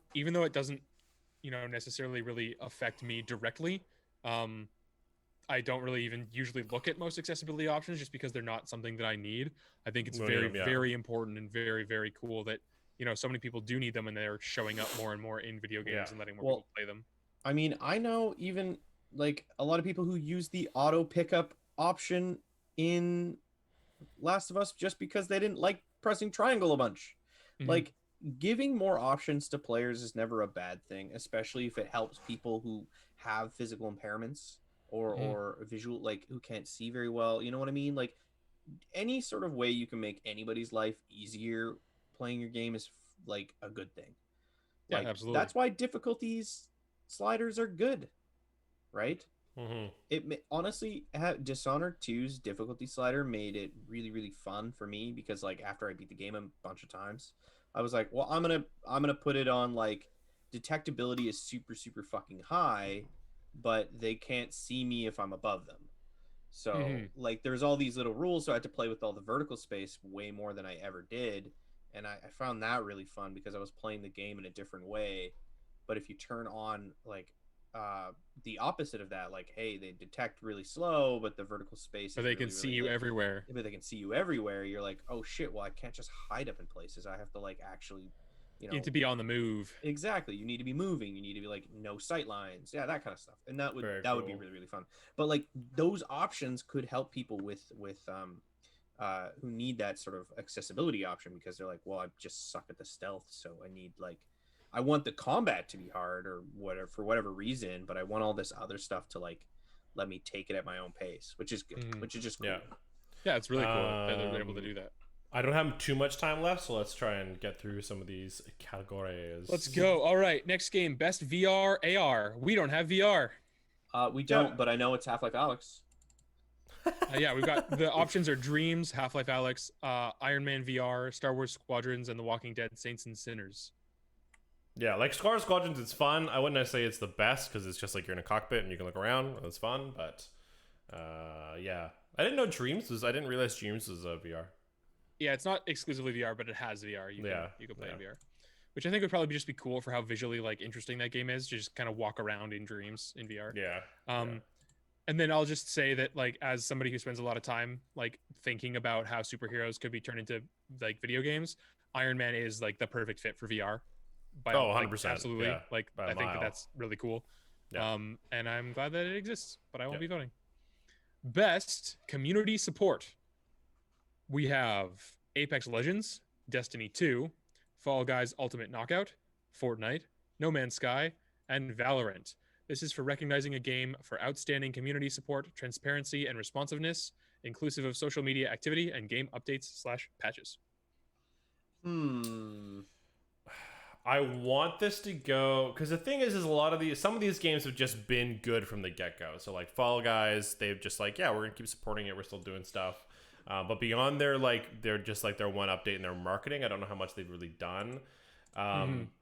Both like Destiny and Fortnite and No Man's Sky and maybe Apex Legends are just examples of games that post-launch have released a lot of content, like a fuck ton of content. And so, what does that mean? I don't know. Like a part of me wants to vote for No Man's Sky because they took a game that people were really fucking disappointed in and really fucking tanked and bombed, and now apparently it's a lot of fun. Like apparently No Man's Sky is a great game now. I do want to say there is a separate category for best ongoing game that's separate from best community support. Interesting. Okay. And it's a lot of the same games. So let's kind of talk about these together. I'm going to go up here. So best ongoing is awarded to a game for outstanding development of ongoing content that evolves the player experience over time, which is kind of what you were talking about, Branden. And the nominees here are Apex Legends, Destiny 2, Call of Duty Warzone, Fortnite, and No Man's Sky. So community support is specifically about how good they are at communicating with their community. It's not necessarily about In they that anticipate case, how I the game's don't necessarily know. As far as I know, No Man's Sky was actually pretty good about it. They're like, hey, like we're No, gonna do better. No Man's Sky went AWOL for the first like 6 months. Yeah, it did for a long time. I don't know what Yeah. state it's in now that they've done some of Yeah. those updates and Yeah. have like Yeah. changed the game, but they definitely went AWOL after launch. Yes. I think when your game tanks right away, in my opinion, you kind of have to go AWOL at least for a little bit, because it's like, what are you gonna do? Be like, oh yeah, no, we're just gonna turn around and rebuild the game again, and we'll make it better, right? Like it's kind of like, I don't know what you could do. Yeah, I don't know, but Right? like It's I different. don't- It's different for a game like Avengers, where Avengers is like, hey, we have planned content coming out, and then they just like don't say something for several months. And you're like, okay, where's the content you said you're planning? But as far as I know, No Man's Sky didn't say they were coming out with data content after launch, so like I don't know.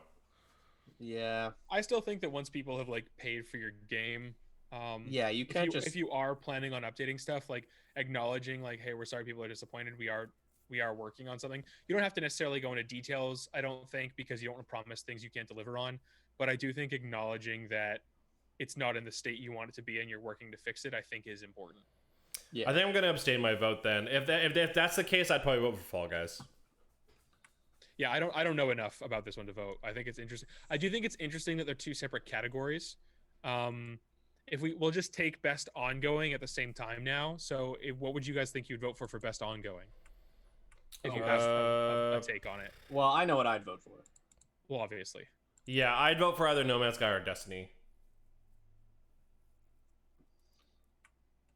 Cool. Destiny is one of those things where like their formula was working, and they've just like continued to make content, when No Man's Sky was like, hey, here's a game fix and more content. Yeah, their last 3 big year updates have done really well. The seasonal like story content has been really good. Like, I think they do the ongoing game live service formula in terms of like doling out little bits of story and little bits of lore really, really well. Because every 3 months there's like a new piece. There's like the story is moving forward. That is pretty cool. Is I any of obviously No won't Man's vote. Sky's additions paid? I don't think so. I don't think so. so No, I either. think it's all free, Yeah. Which is kind of interesting. which is neat. Right? I wouldn't be voting because I don't really like the ongoing game model just in general, so I haven't really played a lot of these. enough. I do think that from what I've seen on the outside, it seems like Destiny does it probably the best for New that raid, model. very good. New raid, very good. Like the But fact I just that don't have much of a horse in this race. the fact that Destiny is in this category and is as popular as it is, and all of its content is you have to pay for, when literally every other game on this list it's free content. Very true. Right, unless you want to include like microtransactions, right? Like you can buy V-Bucks over in Fortnite so you can get the newest skin or whatever, right? Like that's technically there. Yeah. But as far as like, oh, there's a new game mode or new map, whatever, like that's all mostly free. When Destiny, people are paying for it, and it's still as popular as it is. So I think that says something.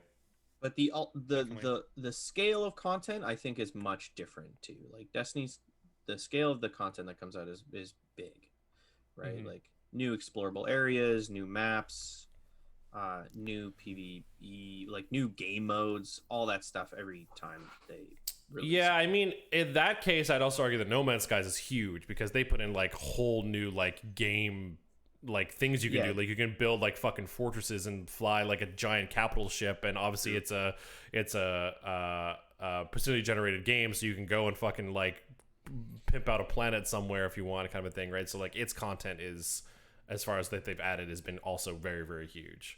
Like I remember the first time I went in to like double check, like just see what it was about again, like last year sometime, you can like customize your character and like you can be like an alien dude, and like it's third person now. It's not for, you can be first person or third person, and like yeah, it's a totally different game, It's really, really weird.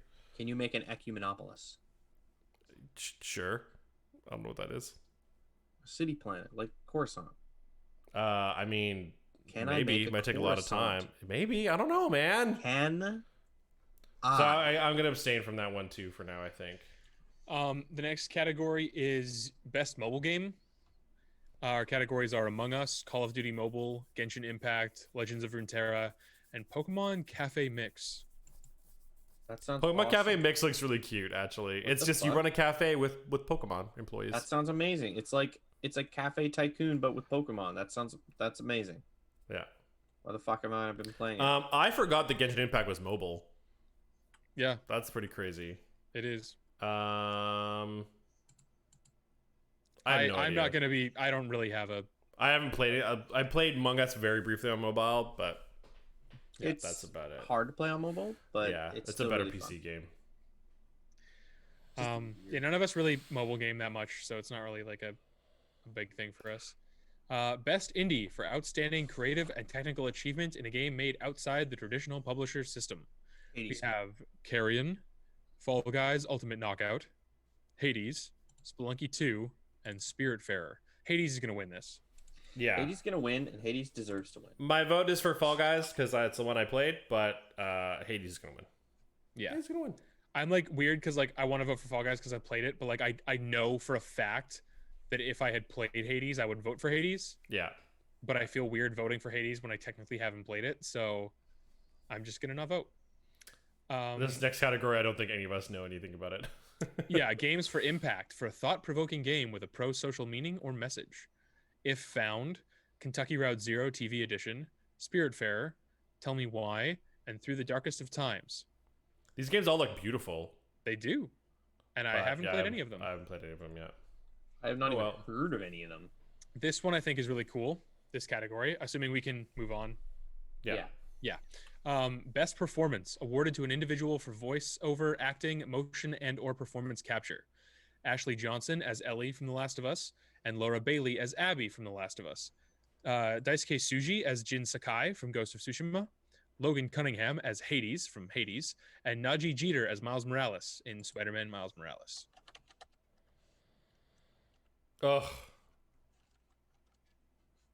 I don't know. I don't know. I Very hard. think I don't know Logan Cunningham's work as Hades. I think that all of these, other than that, I think all of these people put in really good performances. I think that it's really between Ashley Johnson and Laura Bailey because of what was asked of them as actors. True. Yeah, and also I'd argue that like the visuals of Last of Us, I would argue that how good the visuals are in Last of Us accentuates their performance. So like for instance, the facial animations in Ghost of Tsushima are not great.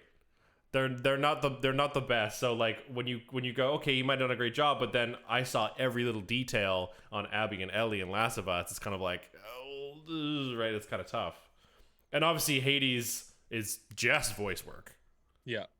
It's not mocap or anything, right? So I mean, to be fair, there are some like cutscenes and stuff in Ghost of Tsushima that are like every bit as good as anything that's being made right now. But That's very with true.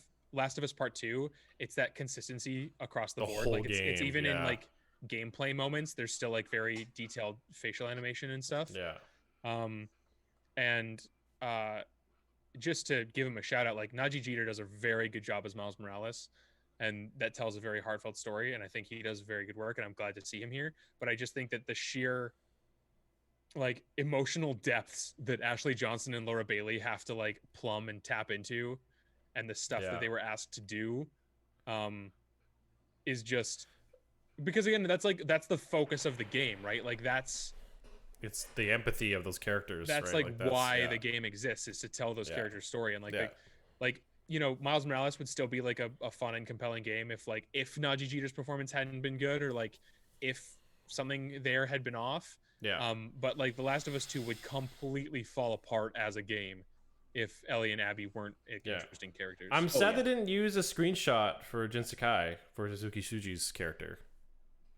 Yeah, it's kind of weird that it's just the game art. the promotional art, but When everyone else has like a screenshot of the face. That So sucks. this is the promotional art of Ashley and But at least it's like the render of like the character in the game, though, Very right? true. When Very you true. know, I think my vote's going to Laura Bailey. I really liked her performance in Last of Us, and I think it was because if I wasn't told that it was Laura Bailey, I don't think I would have known it was Laura Bailey. fair. Fair enough. Best audio design. Yeah, we're doing best audio design, Holy shit. best in-game audio design. We have Doom Eternal, Half-Life Alyx, Ghost of Tsushima, Resident Evil 3, and The Last of Us Part 2. Last of Us Part 2 audio is fucking a banger. Yeah, I haven't played most of these. Yeah. I'm kind of tempted to say The Last of Us just because of how much the audio design plays into gameplay. Yeah. That was my big thing, right? Ghost of Tsushima sounds beautiful, but there's not really much you have to pay attention to as far as audio, unless you're like listening for like a bird chirping or like a fox chirping or something like that. But Yeah, but like you could theoretically play Ghost of Tsushima without sound. I think you'd have a very difficult time playing The Last of Us Part 2 without sound. yeah, I don't know. Like Doom Eternal, I think is quite good too. Like there's a reason it's nominated. Yeah, I mean that's fair. I haven't played it, so That's fair.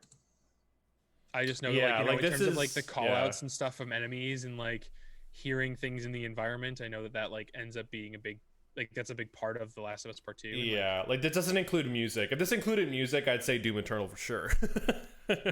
I mean, but even without like the visual cue, the audio cues from enemies are important, and from like when things are done recharging, when you pick up items, so you know how much health you're like picking up health, like the response, the audio responsiveness of Doom Eternal is like things you don't notice you're paying attention to, but Mhm. are all integral to you having feedback that is like necessary.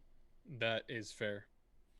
I will. The only thing I'll say, shout out to Ghost of Tsushima for, that is involved in gameplay. There's also a visual cue for it, but is the fact that archers call out when they're gonna fire.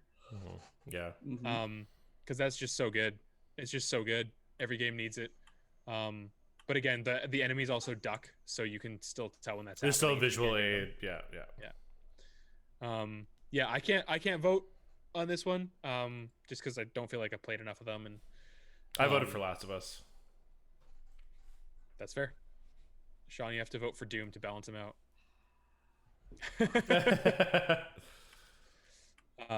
Next category is Best Score in Music. Doom Eternal, Final Fantasy VII Remake, Hades, Ori and the Will of the Wisps, and The Last of Us Part 2. This one I'm gonna abstain from voting for because Last of Us Part 2 had a great soundtrack, but I don't think anything crazy. Like, if anything, it was more of like, I'd argue the biggest thing about music in that game was like the implementation of like what the guitar meant in the story, and Ellie and them playing, like, literally playing music. And I haven't played the other 4 games, so I'm not gonna vote. Yo, that. And I feel like this is a category that I should be making a more educated vote on. So This is Alright, we're hard getting- for me because Yeah? I want to play Hades and all this stuff before I vote. Yeah, on like, I these. just don't feel like you can, because you can sometimes have like a bit of an educated opinion on games that you haven't played if you've like watched a lot of reviews and you've like, you really know what the game design is even if you haven't played it, right? Yeah. I think score and music and stuff is something you really have to like spend time with that soundtrack to really be able to speak about it. Because I know I'm good. Like, this is the thing. I know all these games are gonna have brilliant soundtracks regardless. Yeah, that's why they're here, right? Like they're good sound music games, man. good sound, boys. We're getting close to the end though. The next one up is best art I direction. got myself a little more time, so we'll do it. So the next one is best art direction for outstanding creative and or technical achievement in artistic design and animation. We have Final Fantasy VII Remake, Ghost of Tsushima, Hades, Ori and the Will of the Wisps, and The Last of Us Part 2. I feel bad not voting for Last of Us Part 2 because we know how bad that team crunched. Yeah. But as far as being like, yeah, like technically, yeah, Last of Us was fucking gorgeous and like, holy shit. Like, I will remember walking through that forest on the horse forever. Like, that was just like, I remember I just cut to that and I was like, I feel like I'm home. Like, I'm on the West Coast. Like, this is crazy. Yeah, dude, Like, the lighting in that fucking forest was just so good. But at the same time, it's not really like artistically innovative. Yeah. right? It's just like it looks real. Like that's just what the premise was. It was just like this is a forest, right? When Hades and like Ori have like very specific art directions. Mm-hmm. Right, very specific. Ghost of Tsushima even, right, has a very specific style when it comes to like how they design their environments and especially using their colors. Yeah, like it's like a hyper reality. Like yes, it's meant like the characters and stuff are meant to be photorealistic, but like the world is meant to be more. Yeah. Yeah. Yeah. And even I'd argue that I think the whole like being able to pick like black and white and like all that kind of shit I think should be included in that for sure. Like the fact that they designed the game to also look good in grayscale I think is huge. And it's like it's not even just grayscale in terms of artistic direction. It also adds like a like audio compression to it and like a film grain. Yeah, because they're trying to. It's not just grayscale; it's about making it look like old samurai cinema, which is really cool. There might be something I'm missing about Final Fantasy VII because, in my opinion, like obviously Final Fantasy VII looks great. People love these characters and everything, but in my opinion, they were just I don't know, just taking the original character designs and just making them 3D and look better. I don't know. It's tough because I feel like Ori or Hades will probably take this. I could be wrong. I don't know, man. I think Last of Us 2 will either. probably take it. Can I just say that I'm really impressed with how many nominees Ghost of Tsushima's getting? Nominations. I mean, yeah, dude, it's a it's fantastic fucking fucking great. game. There's not a part of Ghost of Tsushima that's bad. That's fair. That's fair. Like, It's just a good fucking game. it's all round checks all the boxes. Yep.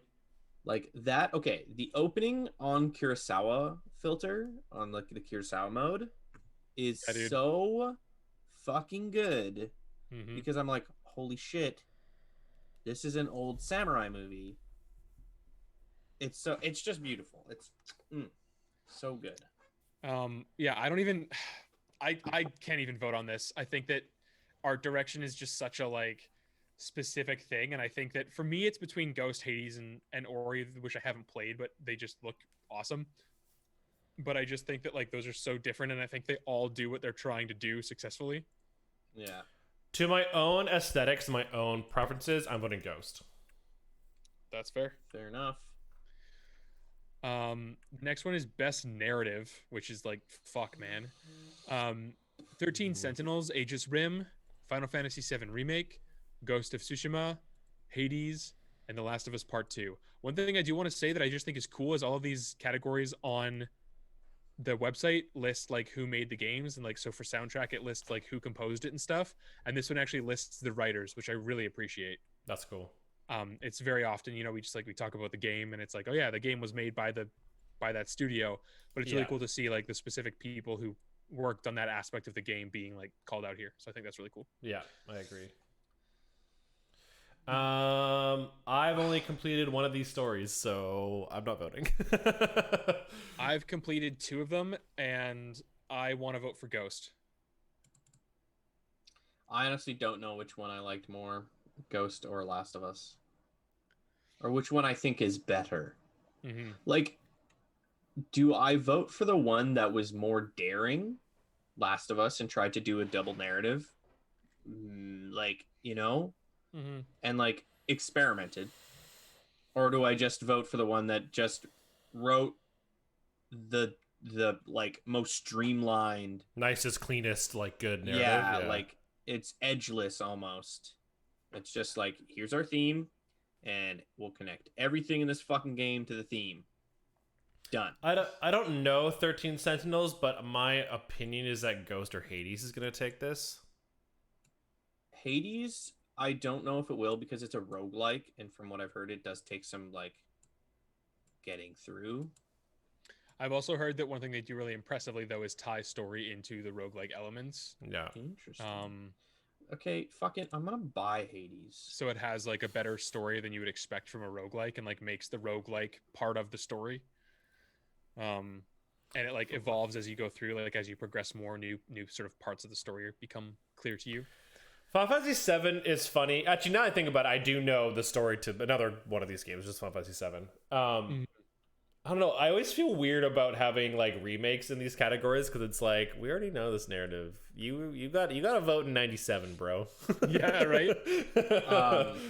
I mean, to be fair, Final Fantasy VII takes the first like 4 hours of a game and makes it 40 hours. So Yeah, Yeah, like it's more extended, and I bet you they probably clarify some stuff too, because the original story is very like construed and like what is happening, what is going on, like every JRPG. yeah. So I'm sure Final Fantasy VII takes its time and its moment to not only clear things up but also add things at the same time. So yeah, I don't know. I don't know. I think Ghost or Hades might take this. I'm not going to vote because I haven't finished Ghost, and I only Yeah. beaten Last of Us Part 2, and I know Final Fantasy VII story, but I don't think that's enough for me to vote. Well, I don't want to spoil anything, obviously, but all I will say is that I thought The Last of Us Part 2 was a very good story. I know a lot of people disagree, but I thought it was a very good story. Um, I thought it was well written. I thought it was well acted. I thought it was well executed. And when I like came away from it, I had sort of a very like dispassionate like clinical view where I looked back and I was like, fuck, that was a good story. And I like Sean and John and I had like a really long conversation where we just hung out on Discord and like just chatted about it for like a while. yeah, like at least 3 hours. Ghost of Tsushima, I finished that game in tears and had to pull out my journal and just like write about it. It's a very good game. And to be fair, I was also in a really weird state because that was when I was like recovering from my surgery and I was on drugs and shit and I was all weird. But like I was genuinely crying when I finished Ghost of Tsushima. And so for me, like I just in terms if narrative is about like connecting to people and telling an emotional human story, which I think it is, like for me personally, just my reaction to Ghost of Tsushima, I have to vote for Tsushima because they fucking got me at the end, dude. I mean, like their intention with Last of Us was like the whole idea that video games are like empathy machines, right? So like that was like their whole goal with Last of Us Part 2, and I think they definitely got there. I sobbed my fucking eyes out when I finished Last of Us Part 2. Yeah, I don't know. Like honestly, I did the same thing when I beat Ghost though. Because but like the thing I think that took me out when I played Ghost was that I can't say because Branden has beat it. I literally yeah, but like I'll send you a message, Kelly. But Yeah, like, we can talk about it, but yeah. I think the conflict of interest here is that like I'd argue like I also really enjoyed the story in Last of Us Part 2, but I think the conflict, because there's been so much fucking shit about that game since it's like been out and people have beaten it, and I personally think we've all seen, I think I've mentioned this before in another podcast, we've all seen like JQ's review of it and like things like that, and I think the biggest conflict is the story with the gameplay, right? Like if you just separate the two, holy shit, this story is like insane, right? But then you might have some hookups if like you're like, hey, like this story with the gameplay is kind of like weird or whatever. But if we're like, yeah, I think that's why I don't think Last is going to win this, is because I don't think people are going to make that separation. They're just going to go, oh, I didn't enjoy Last of Us story because I wasn't enjoying playing the story, which is, I think, to be fair, I think that's a fair criticism, because I think you should also enjoy playing the story. But I think this is asking for like what is just the best story in the game. And Last of Us 2 is definitely a contender, but yeah, again, I'm not gonna vote. I'm gonna vote Ghost. I think Ghost, Hades probably gonna take it. Would be my guess. Next is Best Game Direction, awarded for outstanding creative vision and innovation in game direction and design. We have Final Fantasy VII Remake, Ghost of Tsushima, Hades, Half-Life Alyx, and The Last of Us Part 2. Ooh. Well, I haven't played. The problem is I haven't played Hades. Yeah. And I don't have VR, so I can't play Half-Life Alyx. The way I'm kind of looking at it, yeah, so I can't really say anything about Hades and Half-Life. I can assume that both Half-Life and Hades are definitely contenders, or else they wouldn't be in here. And like Hades, I've just been hearing nothing but good things about Hades. Final Fantasy VII, I feel like it's like big deal is that they were like, hey, Final Fantasy VII's huge, let's remake it, but also let's just make a brand new fucking game, and I think that's a pretty big deal. Ghost of Tsushima, I think, is just a classic way of making a good game, and I think it was something the industry needed. It's just, here's an open world story. There's no convoluted things going on, not a bunch of like open world shit you got to deal with. There isn't like, it's just like a solid fucking slick game with great art design and a goal, like an intention when making that game. Well, I want to kind of add to that. I think that one of the things that Ghost of Tsushima does really well, that I think is why it's a contender here, is that it doesn't just take those open world things. Like, it's willing to cut things out or add things that things are necessary. And I think, you know, the implementation of the guiding wind, the foxes, and the little birds is like a really small thing, but I think it's actually very critical to the success of the game direction of Ghost of Tsushima, and how, for me, game direction is about like tying everything together and making sure all of the parts of the game are working in harmony. And in that regard, I think Tsushima excels because it doesn't have any like towers. You're not climbing viewpoints to unlock the map. The objective of the design is you're exploring Tsushima and you're finding things as you go. And so it loops in elements that are related to that, and so it makes a very like cohesive experience where nothing feels like it's out of place within that framework.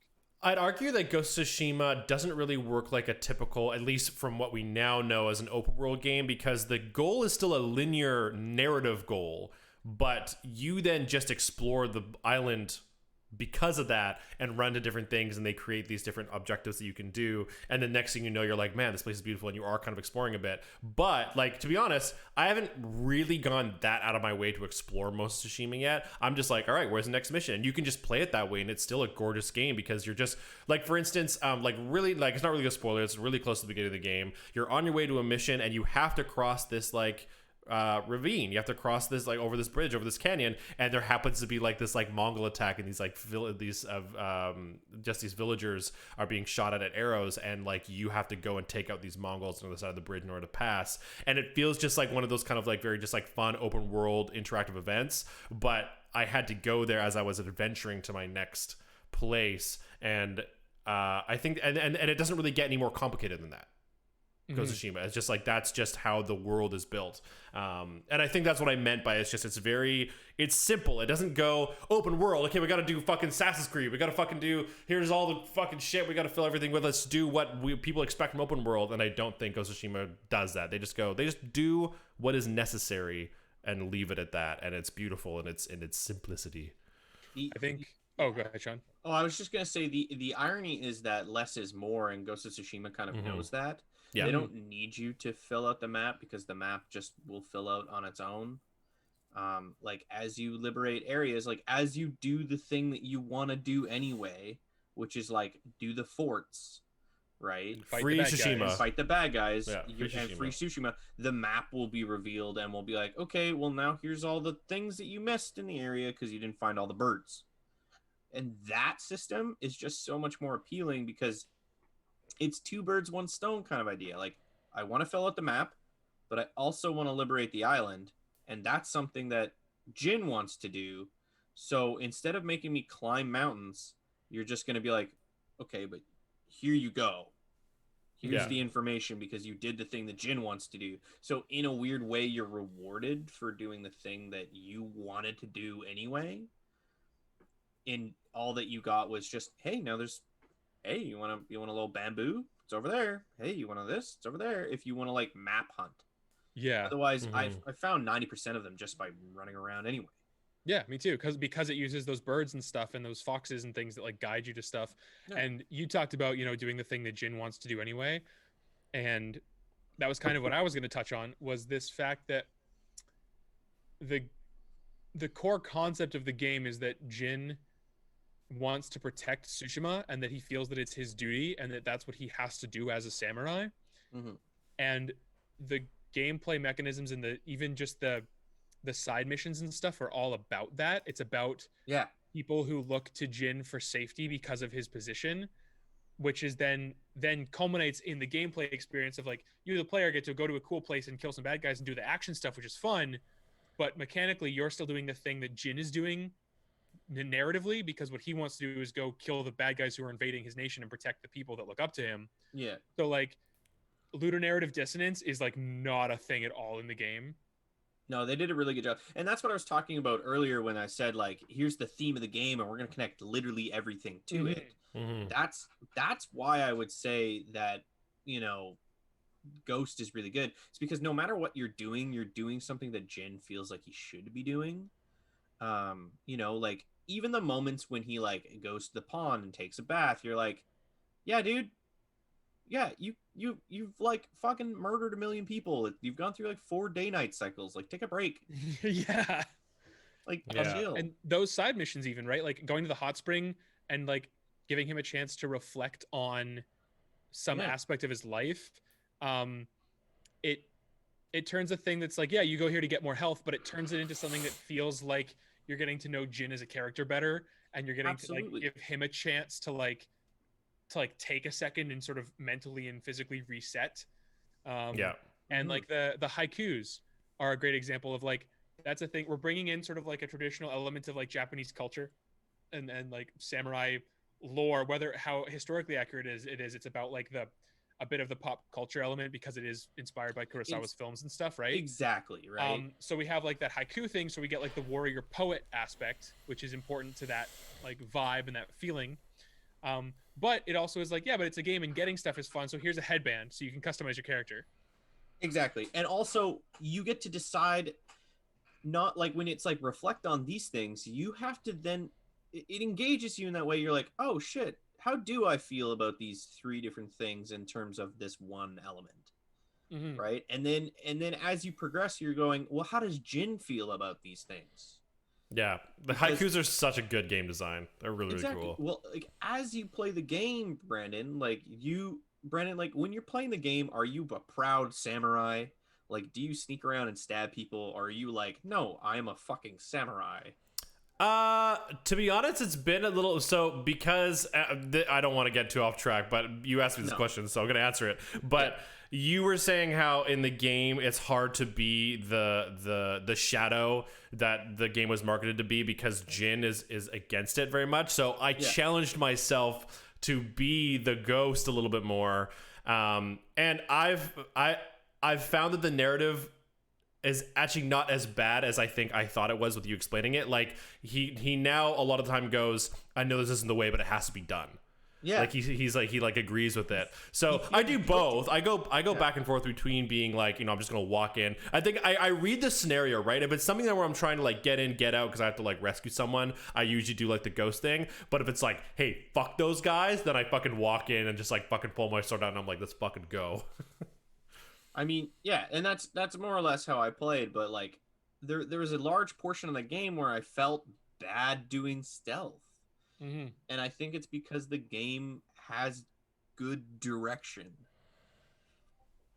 Like, I don't know. Like honestly, in terms of best game direction, it's probably going to Ghost. Ironically, I actually think that's kind of the opposite, only because when the game was marketed, it was kind of like, hey, these are the different ways you can play, and then I'd argue that the game narrative and direction is telling you not to do it that way, which in my opinion is kind of shitty. Like I know it narratively makes sense, but gameplay it doesn't really make sense. Right, so like I don't know if that was the best decision. I'd argue that was I personally would think that's a point against them. All I would say to that is finish the game. Finish the game. Fair, that's fair. Yeah.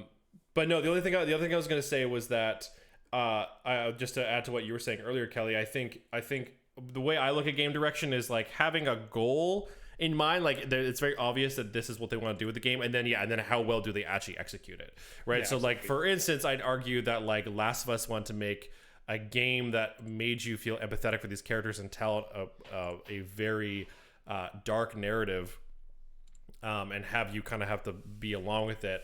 And I'd argue that their direction maybe wasn't as successful because a lot of people felt trapped and like didn't really have fun playing the game. That's kind of, I don't know if that's right or wrong. I don't think there is a right or wrong, but I think that's kind of a way I'm looking at it is like, yeah, Last of Us definitely had a goal. Whether or not they succeeded in that game direction, I'm not entirely sure. Right. When Ghost of Tsushima, I'd argue like I can see their goal and I think they did it. Right. Hades, I think probably did the same thing. Right. You know, you were talking about specifically Nakey Jakey's review and how that's a very common feeling that a lot of people have about The Last of Us Part 2 is that it wants you to like care about the price of violence, and that like the like horrors of war and survival and stuff and like what people do, but then at the same time it's like, yeah, but you can make a nail bomb out of a bottle and some stuff and blow people up, and like the narrative, I don't necessarily feel this, but the narrative can feel like it's at odds with the gameplay. Mm-hmm. And Yeah. in that regard, I think that means that the direction wasn't necessarily there for some elements. Yeah, I would argue that one is a good one, but just from being someone who's played so many video games, I'm kind of okay with that like dissonance between like story and gameplay a little bit. Like, I mean, we've talked about like the Uncharted series before, where like Nathan Drake just like fucking murders hundreds of people, and it's like not a big deal at all. Like, it's just weird, right? But I think with Last of Us Part 2, I think because the message, I think like you were saying, is like how people deal with violence and like whether people choose to be violent and that kind of stuff. But then the game, like, because the game is a linear story, like you don't get a choice in it at all. Like, you don't get to like be like, okay, well, if this is a lesson I'm going to learn, I don't want to be violent then. And then it's like, you can't make that choice. And I think that was also where a lot of people had problems with. Again, these aren't necessarily problems that I personally had. But I think it is definitely, I think there is something there when it's like, yeah, we want to infer like how bad violence is, and like, you know, your actions have, you know, a butterfly effect and they affect other people. But we're gonna make you do them. You gotta do them no matter what. You gotta fucking do the bad thing, and you're like, okay. 1,812 people Nathan Drake murdered. Yeah, exactly. But again, I think, you know, that can be fine. But if you're having the argument about like best game direction, you want, like Sean was talking about, you want all those things to feel connected and feel like there isn't any of that dissonance. Whether or not that can still make a good game, that's fine. But I would argue that if the conversation is best game direction, I think that hurts it in that particular argument. I personally think it's fine. Like, I think that the idea of, you know, Ellie being so hellbent on revenge that she's willing to murder all these like faceless people and then doesn't realize it until the end, I think that's kind of part of the story. Yes. But the fact that it didn't necessarily come across to a lot of people and a lot of people felt a dissonance there, I think means that something didn't work. Yeah. And that means to me that the direction was close, but not necessarily there. And I think that Ghost of Tsushima doesn't have those problems where there's as many people who are questioning that. That connection. I agree. My vote was for Ghost of Tsushima. Also, Andrew said he wanted to talk Ghost with you guys later. Oh, hey. All right, last category. This is the big one, boys. Game of the Year. Recognizing a game that delivers the absolute best experience across all creative and technical fields. Doom Eternal. Final Fantasy VII Remake. Ghost of Tsushima. Hades. Animal Crossing New Horizons. The Last of Us Part 2. I think for almost the exact same things we were just talking about, I think they should go to Ghost or Hades. Animal Crossing is one of those weird, like, I don't know, like Nintendo's always kind of funny where they're like, I feel like they could do so much more with Animal Crossing, but they're like, no, this is the way the game works and this is how it happens. And like, Animal Crossing doesn't really have anything new compared to its predecessors, right? Like, it's just like, it's another Animal Crossing, and yeah, it's on the Switch now, and you can go to people's islands, and like, sure, there's some new items, but like the premise of like what Animal Crossing is still the same. You have villagers, you build your home, you try to make everyone happy, you make it the way you want. There you go. There you go. That's exactly. What it is, right? And then Doom Eternal's about shooting demons and BFG division plays, and you're happy. Yeah, and then I think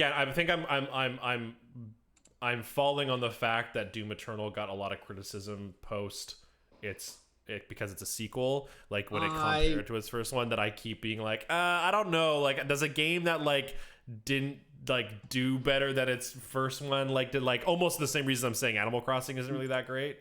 But like, I still disagree with those people. I think like there is a small minority that's loud that didn't like that game because of a few, like, the thing is, they're like, this is what I want out of Doom, and then the game was like, okay, well, here's more stuff to juggle to make the game harder, and then they're like, no, I didn't like that. I just want to use the shotgun on all the demons, and it's like, well, is that fun? I don't know. Like, So I actually think Doom Eternal is a better game. It's a better designed game. But people just wanted to play the first one again, and I'm like, well, then just go play the first one. Just play the first one. see. Yeah, exactly. Like, Julie just texted me about Animal Crossing. She's like, "There's terraforming, there's jumping, you can do room design. Don't diss Animal Crossing New Horizons, bro. I'm watching you." And I mean, and that's fair, but I don't know that, and I don't play those games, so I don't know. You can't really say it's a bad game. It's a bad game. Yeah. Animal Well, I Crossing. didn't say it was a bad game. I just said I don't know if it Animal deserves Crossing Game of the deserves to Year. No, it deserves it because As far as like what it's done for society, maybe Game of the Year. Game of the Year specifically for 2020. Yeah, like it. Yeah, because it saved people during COVID. Like no joke. we live in a society. Yes, Julie. Get him, Julie. Yes, Julie. Julie, get him. Get him, Julie. Kill him. Amazing. Anyway. Because I'd argue that Game of the Year, at least in my opinion, is not exactly like Game Direction, but should be pretty close to Game Direction. Like it's like, hey, who made the best fucking game? Like who did a good job doing the thing that they wanted to do? I'd argue that obviously fun, just being able to fucking have fun playing it is a bigger deal on Game of the Year, right? Like it's like which games you just fucking enjoy playing, regardless of its new mechanics or game direction or whatever. Yeah, I mean, we've talked about this before, like on our podcast, is the fact that games are made up of so many different elements, and that like different people weight those different elements very differently. Yeah. Right? Like there are people who are like, if a game has phenomenal gameplay, the story can literally just be like, go to this spot. And once you get there, you win, but you have to get there. And that's the game, is there's hard stuff to do. And some people are like, yeah, fuck it. That's great. But there are other people who are like, I need the game to have a good story. And if it's got a really good story, I'm willing to put up with like mediocre gameplay. Yeah. And there are people who are like, really like, they just love to listen to like a sick ass soundscape and have like a dope score while they're doing the thing. Right. So like blasting demons away. Or they're blasting demons away. So yeah, everybody like has different criteria for what even makes a game good. These games plus another like 50 more, I'm sure, are Game of the Year for somebody, right? Exactly. Like, that's always going to be the case, right? That's always like, it's always a thing I hate about doing the category one I don't mind, but like Game of the Year, it's always like, you can't compare these games. Why are we doing this? But like, you got to do it. It's like part of the hype. It's part of the whole thing, right? You've got to win. Yeah, it's like Animal Crossing versus Doom again. It's like how are we comparing those as a product? That's Isabelle is a murderer. Oh yeah, I forgot about all the Doom Isabelle. I love them. They're my favorite crossover memes. Stuff because of the releases. I totally forgot about that. If you guys want to brighten my day, just send me Doom Guy and Isabella hanging out. Isabella? There's only one game on this list I don't really plan on playing, and there's only 3 I've never actually played. Which game, Brandon? Doom Eternal. You don't want to play Doom Eternal? Did you not play the first one? Yeah, I own it. I didn't beat it. I'm at the very end. I don't know. I had fun playing it, but like it's not really my style of game. So like I was like, oh, this is really fun, and then I stopped playing it because I was done. What the fuck is wrong with I liked it. I had fun. I don't like it. Not for me. I didn't say I don't like it. You're putting words in my mouth, Sean. I'll put something else in your mouth. Do it. Do it. You can't tell because of my sunglasses, but I am wide-eyed right now. What's going on? It's a little bright in your room. Yeah. So game of the year is it's a tough one to pick. The only one that I have like no interest in playing here is Animal Crossing personally. What? Julie, get him. Lol. Georgia just said you're a bottom, Sean. What the fuck? Bottom. I fucking hate this joke. Georgia, you get a timeout now. But yeah, again, if we're just going on stuff that we've played and like how we felt about it, my personal game of the year is probably Ghost of Tsushima. Yeah. Out of this list. That said, I don't know if Ghost of Tsushima will win Game of the Year. I think it has a good chance we didn't even talk about how they then added Legends and managed to prove that they're really good at encounter design by making it incorporate 4 fucking people, and it was still amazing. Yeah. Holy fucking shit. Yeah. Awesome. Yeah. Very good. So for me, very good game. Ghost of Tsushima Game of the Year. What's gonna win? No fucking idea. What's gonna win? Yeah, I have no idea. Like, I think I don't think Last of Us is gonna win, and I don't think Doom Eternal is gonna win. Brandon's just wrong all day. I would love if Brandon was just wrong on everyone. And I don't think Final Fantasy VII will win. So I think it's down to Ghost, Hades, and Animal Crossing. But to be honest, I've already been shocked by how often Ghost has come up on these Game Awards. I think just because, I don't know, like every time I think of like a console exclusive game, I'm like, oh yeah, like some people are playing it. But yeah, I don't know. This one could surprise me. It's a good ass game. It is a good ass game. That's some good ass video game. But then yeah, you have to argue like, is Game of the Year? I know their criteria is like the best experience or whatever, but like, is their criteria the best game, or is it just like the game that encapsulates the year? Because if it's the game that encapsulates the year, it's Animal Crossing for sure. Yeah, which is why I'm not willing to just like say they're not going to win, because like, you know, like that was easily like again, the amount of people, the thing is with both Animal Crossing and Hades, the amount of people I know who aren't gamers who played both those games or are playing both those games, right? Like the amount of my friends who are like, yeah, dude, quarantine, I bought a Switch and bought Animal Crossing. And I'm like, oh, okay, cool. I've never heard you buy a gaming thing ever in your whole life. So that's interesting. Right? So it's like, if those people are now invested and they're like, oh yeah, game of the year for sure, I'm going to come vote, then like Animal Crossing might take it. I don't know. I have no idea. Yeah. I'm just gonna vote Ghost of Tsushima. Yeah, and I'm just gonna say that Ghost is gonna win because I want it to, and I really genuinely don't know what game is gonna win. Yeah. So I'm just gonna say that it's Ghost, and call it a day. I think, yeah, it's a shame if The Last of Us Part 2 wasn't as divisive as it was, like, so like kind of split with its reviews. I think Last of Us 2 would have had a much greater chance to win a lot of these categories. But oh well. So Brandon, did you also say Ghost? Yes. Well, it looks like the official Geek Garden Game of the Year is Ghost of Tsushima. Confirmed. Hell yeah, Game of the Year goes to Tsushima. To be so. honest, I've been going back in my back catalog so much that I don't even know. I feel like there's games missing from this, but I'm sure that the games I'm thinking of aren't from this year. They're from like a year or two ago. I feel that same way. I'm like, oh, okay, cool. These are the games 2020? Yeah, sure. Ghost of Tsushima. Why not? Ghost of Tsushima. 2021 is going to be intense. Yeah, oh my god. We just know what game's going to win. Cyberpunk. Dude, it's also gonna be up against God of War and Elden Ring. And Cyberpunk some more. Elden Ring, I think right now is winning for the most anticipated game I think it is. for Game Awards. Dude, they haven't even released a trailer. I think it's coming out 2021. They've released a trailer. What are you talking about? They've released one trailer. They haven't released anything since then. I think it's coming 20. Out. No.